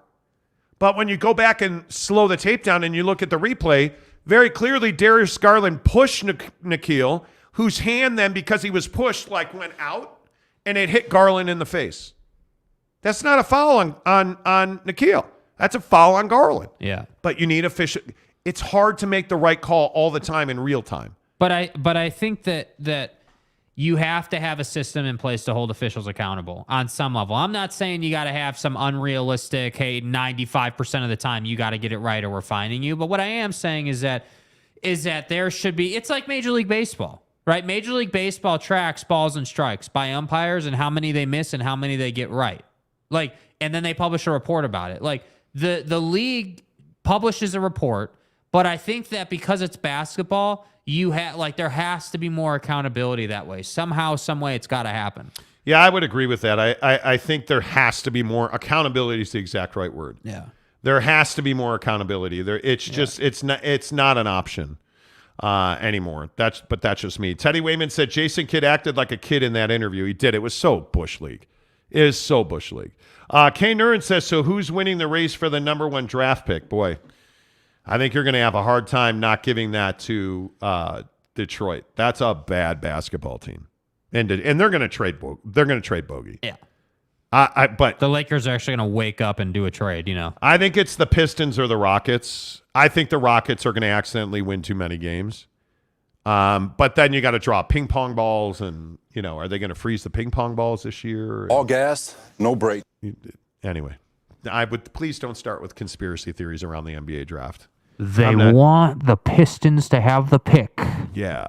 Okay. I don't think Pat Bev is a good fit for the Jazz. No, he was not. That's why he's not here. Nope. Greg Hale says, can we talk Utah recruiting class, please? We can. They're dominating. There's no doubt. I was reading their list of commits. Yeah. And it is... It's long and prestigious. I mean, it's unbelievable. The job that Witt has done. I mean, just in the Fano brothers. The offensive line is going to be better because Spencer's there. I think when you look at, Hunter Clegg from American Fork. Yeah. Could have gone anywhere he wanted to go. He could have gone anywhere he wanted to go. BYU, Stanford, UCLA, Arizona. Hunter Clegg could have gone anywhere he wanted to go. He chose Utah. Mm-hmm. And again, that's a local kid. But if you start looking at if you go down to the 2s and 3s, Roger Alderman from Sonora, California, the offensive tackle, is 6'5", 275 pounds. What do you bench? Looking at that kid, he is a massive human being. Just about everybody in the Pac-12 wanted him, including Oregon State, and he chose Utah. Yeah. Teams are choosing to come to the University of Utah to play football. Like Smith Snowden. Again, I just say the laundry list of teams that were after Smith is not accidental. And that he's 5'10", 175 and runs like the wind. Are people Myron? Come on. Yeah. Who are we kidding? Yeah. They're winning the recruit. And this is the problem for BYU, by the way, because BYU was the one initially winning these. But you look at the kids that they're getting, and you start to understand that, hey, you know what? Maybe, just maybe, Kyle Whittingham's turned the corner. You see what I mean, though? This is what I was talking about with BYU. BYU doesn't have this list. BYU doesn't have some huge influx of guys coming in. BYU has some guys going out, some guys you lost to the league, and nothing really happening coming in. That's what concerns me. You look at Utah, and yeah, sure, you have some turnover, but you've got a laundry list of guys here that are going to come in and make an impact. Also, guys that you can develop. Yeah, and Dejon Stanley, who everybody thought was going to Colorado with Prime. It's, you know what, man? His recruiting class is unbelievable. Where is the kid out of Texas? Here he is, CJ Blocker. CJ Blocker's another one, and it's no surprise that they're dominating in the secondary. I mean, they're going to be unbelievable. Yeah. But CJ Blocker from Texas picked Utah over USC, Alabama, Boston College, and Kentucky. Yeah. Like, that's crazy, dude. They're winning battles now against some of the biggest teams. Yeah. So, I mean, it's pretty impressive. Greg, it's pretty impressive, the class that Utah has pulled. Like, it is not even, man, it's crazy. Tom said Snowden doing his reveal to go to Utah on a BYU radio show was pretty sweet. Yeah, the whole Fano brother thing, that's a huge loss for BYU. Because I think not one of those kids, both of those kids are going to be starters on that team. Spencer may have to wait a year. We'll see. But Logan Fano is going to be a stud. I think he is going to be the next pass rushing star at Utah. Yeah, and he's smart for going there. He is a stud. Yeah. It's just, I don't know how you look at this list and think that you're dominating. Yeah, how do you look at the list and say, hey, Utah's going to be bad? Like, Utah's going to be really good. There's no way to look at it. You know what I mean? Utah's got talent. Utah is working, and I'm glad to see.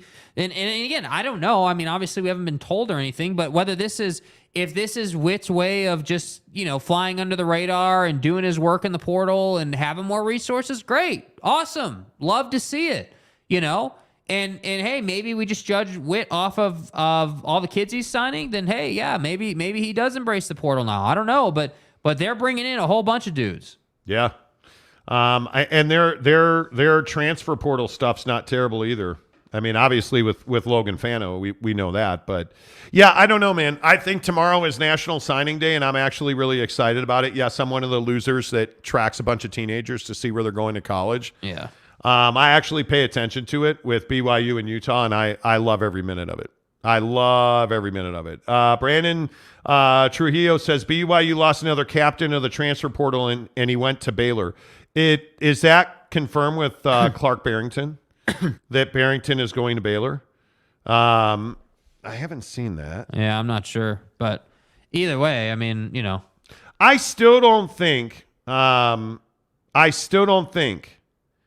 that we're going to get through the end of this period and say that BYU has a mass exodus. I don't.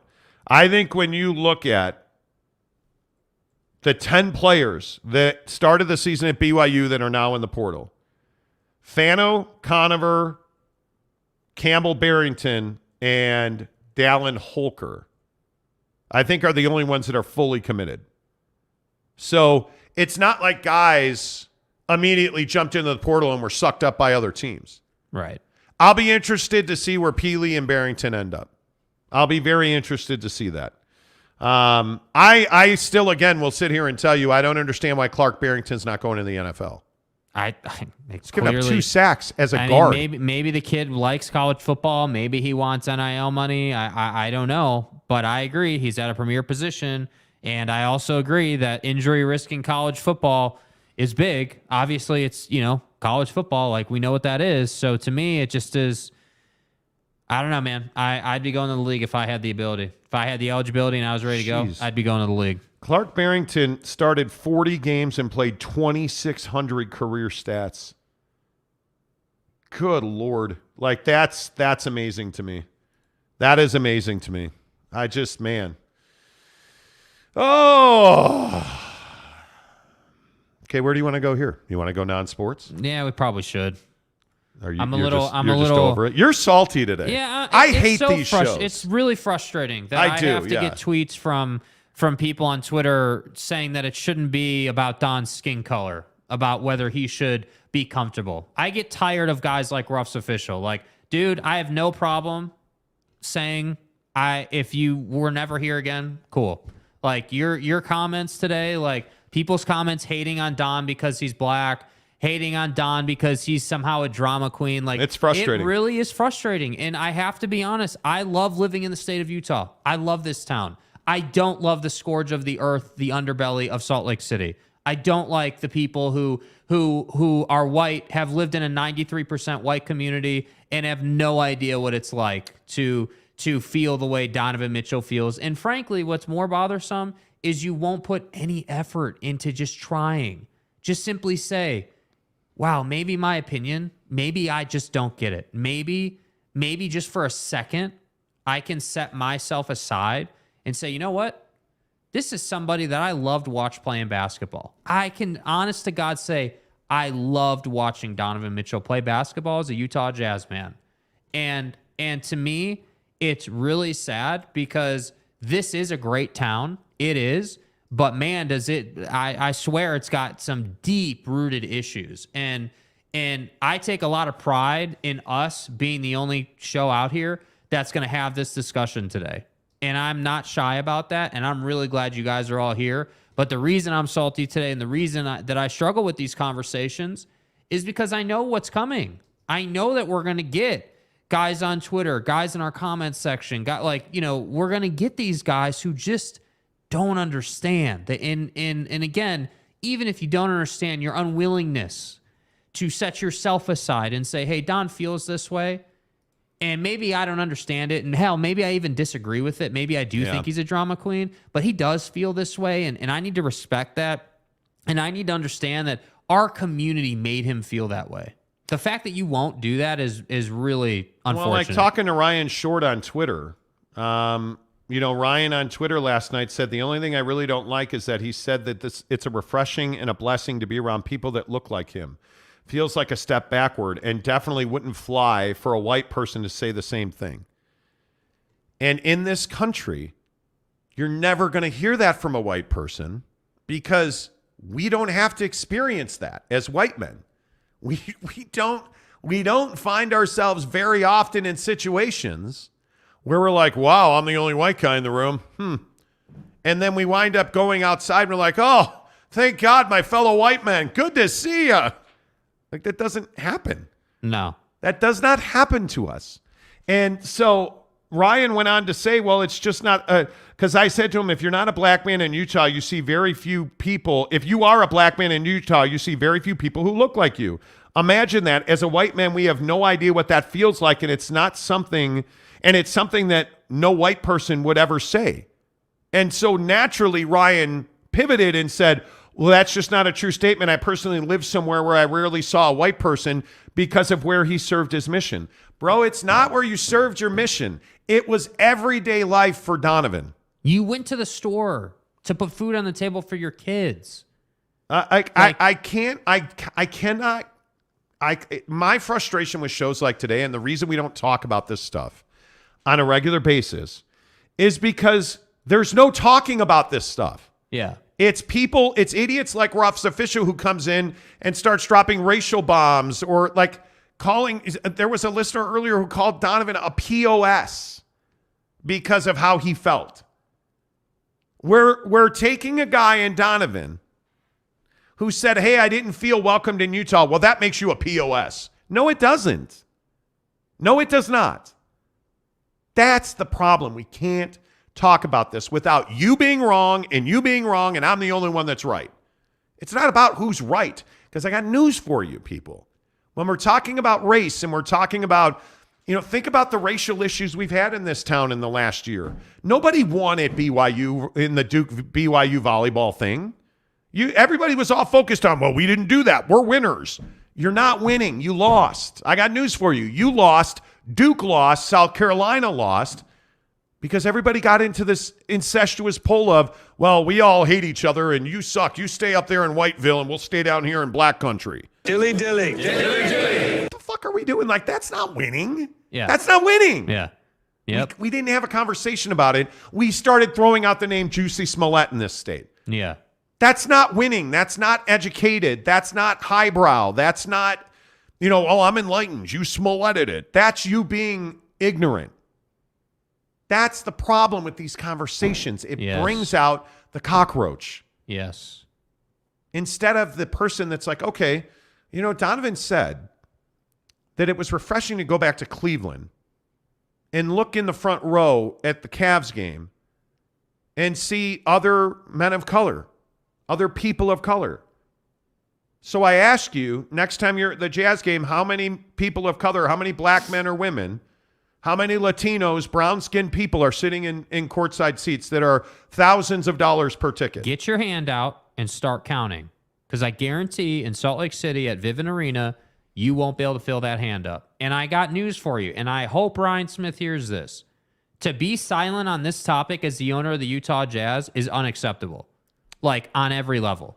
Unacceptable. You want to be some philanthropist. You want to be a tech billionaire who is helping RSL and the Jazz, and any surprise that Vivint's also advertising with BYU, right?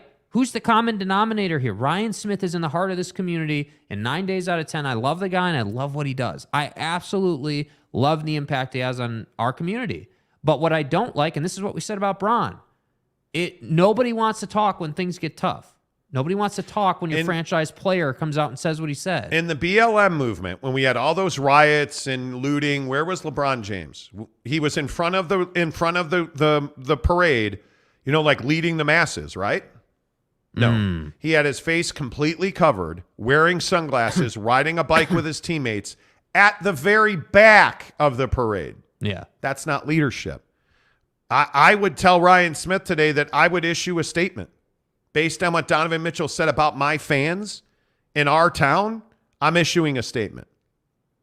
That's what I would do. And furthermore, actually, I would go do a TV interview.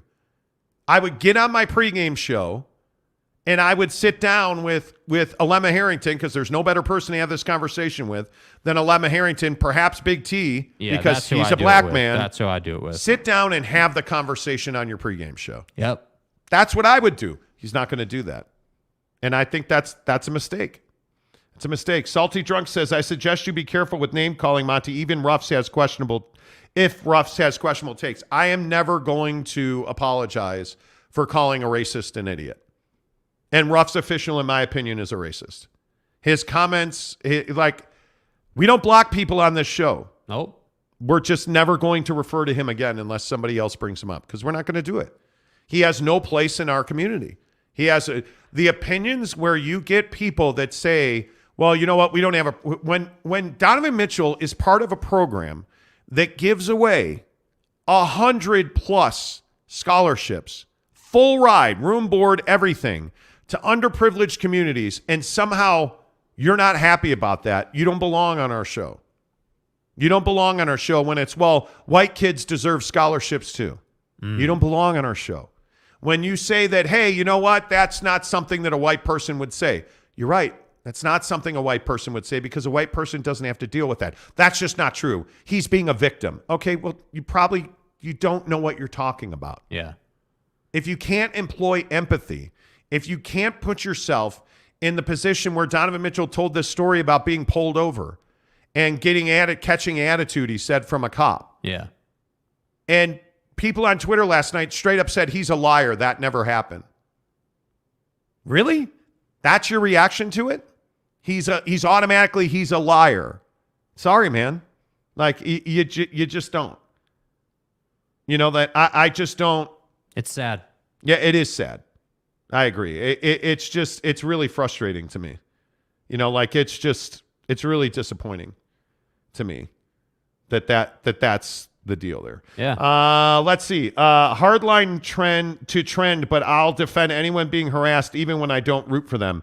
Media really was mean to Kyrie. Oh, I don't disagree with that. Yeah, and I think that's a different, you know, and I'm not trying to dance around the question, but I do think that's a conversation unto itself. It's a different conversation. But again, like, yeah, it is. Like, I can't get away from, like, if we're going to talk about the media, I'm not talking about the national media, because it has nothing to do with Donovan Mitchell in this conversation. I want to talk about the people in this town who do what's convenient and not what's necessary. That's what I want to talk about. I want Andy Larson to have an opinion. I want Eric Walden to have an opinion. I love what Sarah Todd did on Twitter last night. I just loved it and then stopped loving it once she started attacking people on Twitter, right? Like, notice we're not proactively attacking people in the comments section. We're just going to point out how much of an idiot you are when you make racist comments, right? Like, that's two different things. And furthermore, I love the work Tony Jones does. Hear me clearly. I love what the guy does. Absolutely. I read it almost every day. Every time he puts something out, I'm pretty much on it. But it's surprising I don't hear from him on this. It is. It is. He's not part of KSL. He's not part of the Deseret News. He's part of The Athletic. You just have to be able to understand that everybody's entitled to their opinion. Everybody's entitled to their opinion. You don't have to agree with Kyrie. He's entitled to his opinion. You don't have to agree with Kanye. He's entitled to his opinion. You don't have to agree with our local politicians or Donald Trump or Joe Biden. They're entitled to their opinions. What you are entitled to is to feel the way you feel. You are entitled to your opinion as well.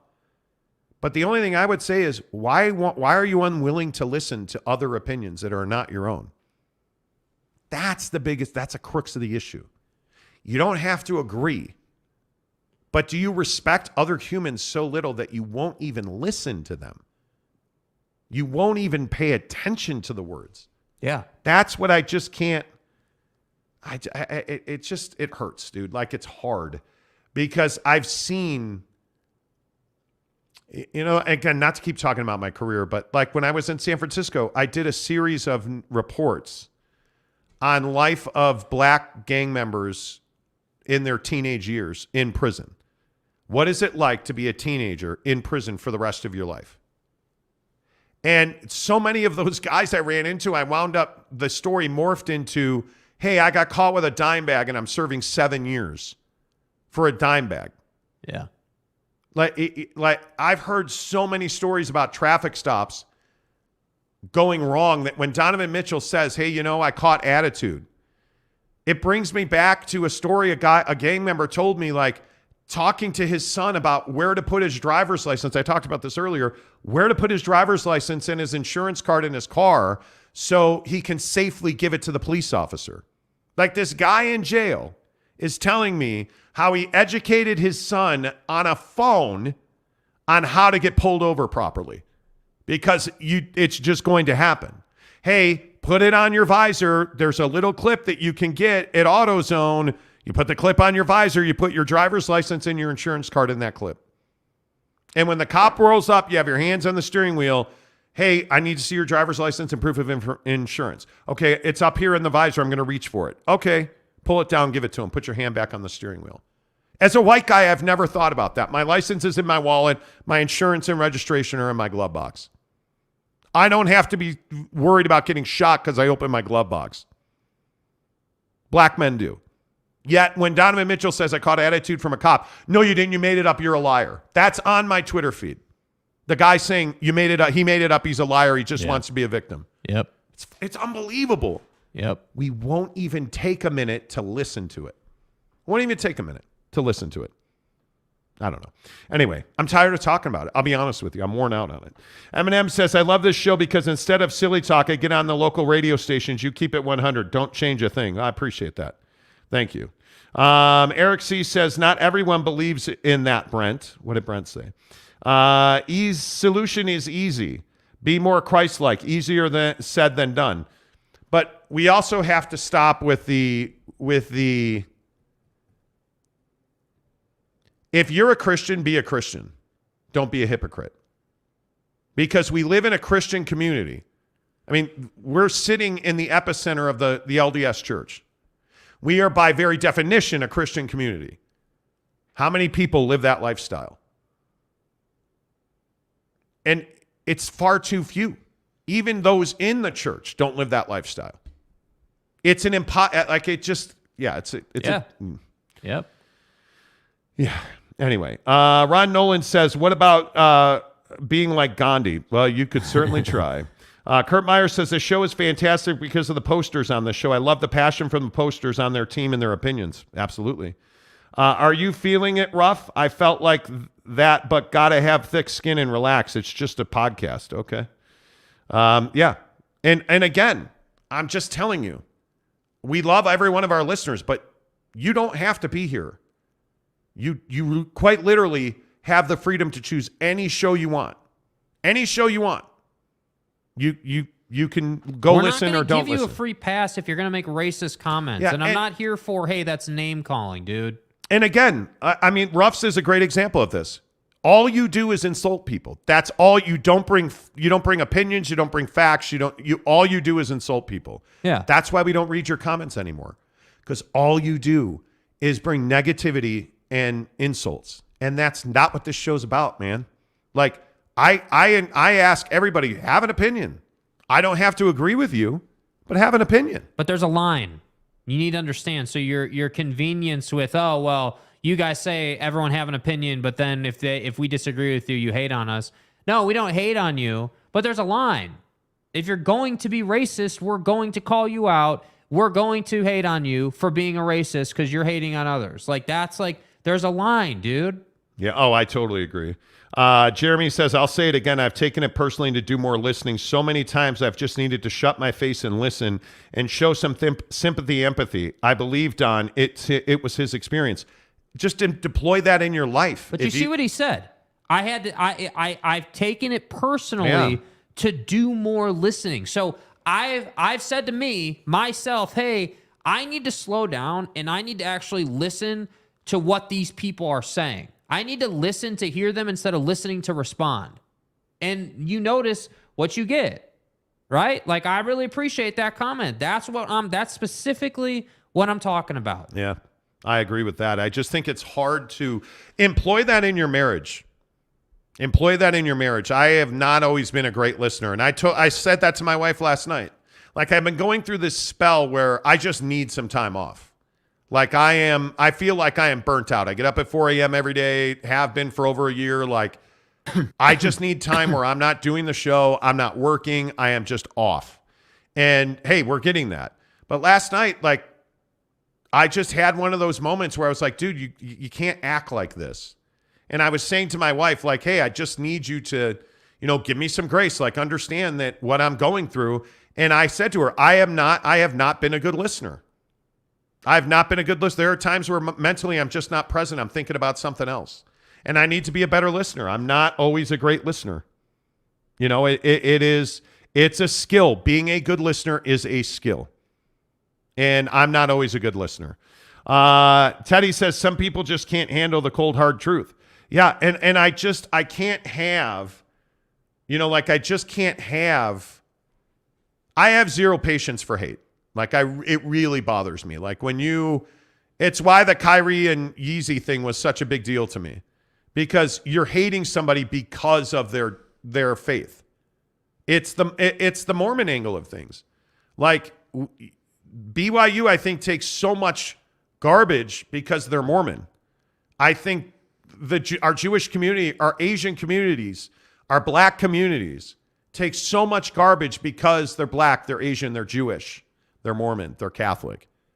Like, everybody, we just need to stop labeling people, and we just need to understand, try to understand more. Yeah. We won't do that. Let's see. Greg Hawkins says, imagine thinking Dom was lying about what he experienced. Shake my head. Couldn't be me. Yeah, you can't do that. You can't do that. You absolutely cannot just assume he's lying. Yeah. Which is crazy. Yeah. Anyway, Don's statement hurt the state of Utah. It's already hard to get players here, and now a superstar put another black mark on us. Oh, there's no doubt about that. Yep. There's no doubt about that. Brandon Butler says, Jake, are you putting a ring on it for Christmas? Well, thank you for bringing some positivity to the show. My guy. No, I'm not actually. I'm not. Thank you. No. Amber Spencer, good morning to you. The cupcake superstar. Yes. The unbelievable graphic designer. Yep. And she chases down people who steal her AirTags. I mean, what more could you want? Yeah. An unbelievable human. She says, church with the Monties today, love it.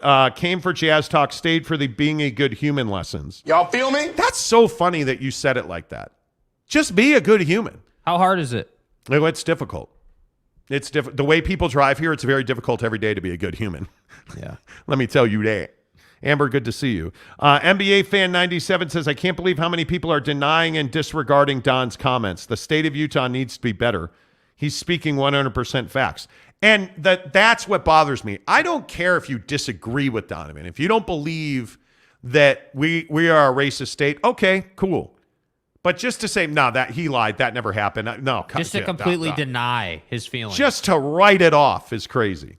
To write it off. Eric C. says, Jake, we're rooting for you. Thanks. Thank you. Thank you. Appreciate that. Yep. Thank you. So what's your plan with bullets next weekend? Oh, man, dude. Okay, so there's kind of a heated debate in my house. You know, Bucket of Bullets is my mother-in-law's new husband.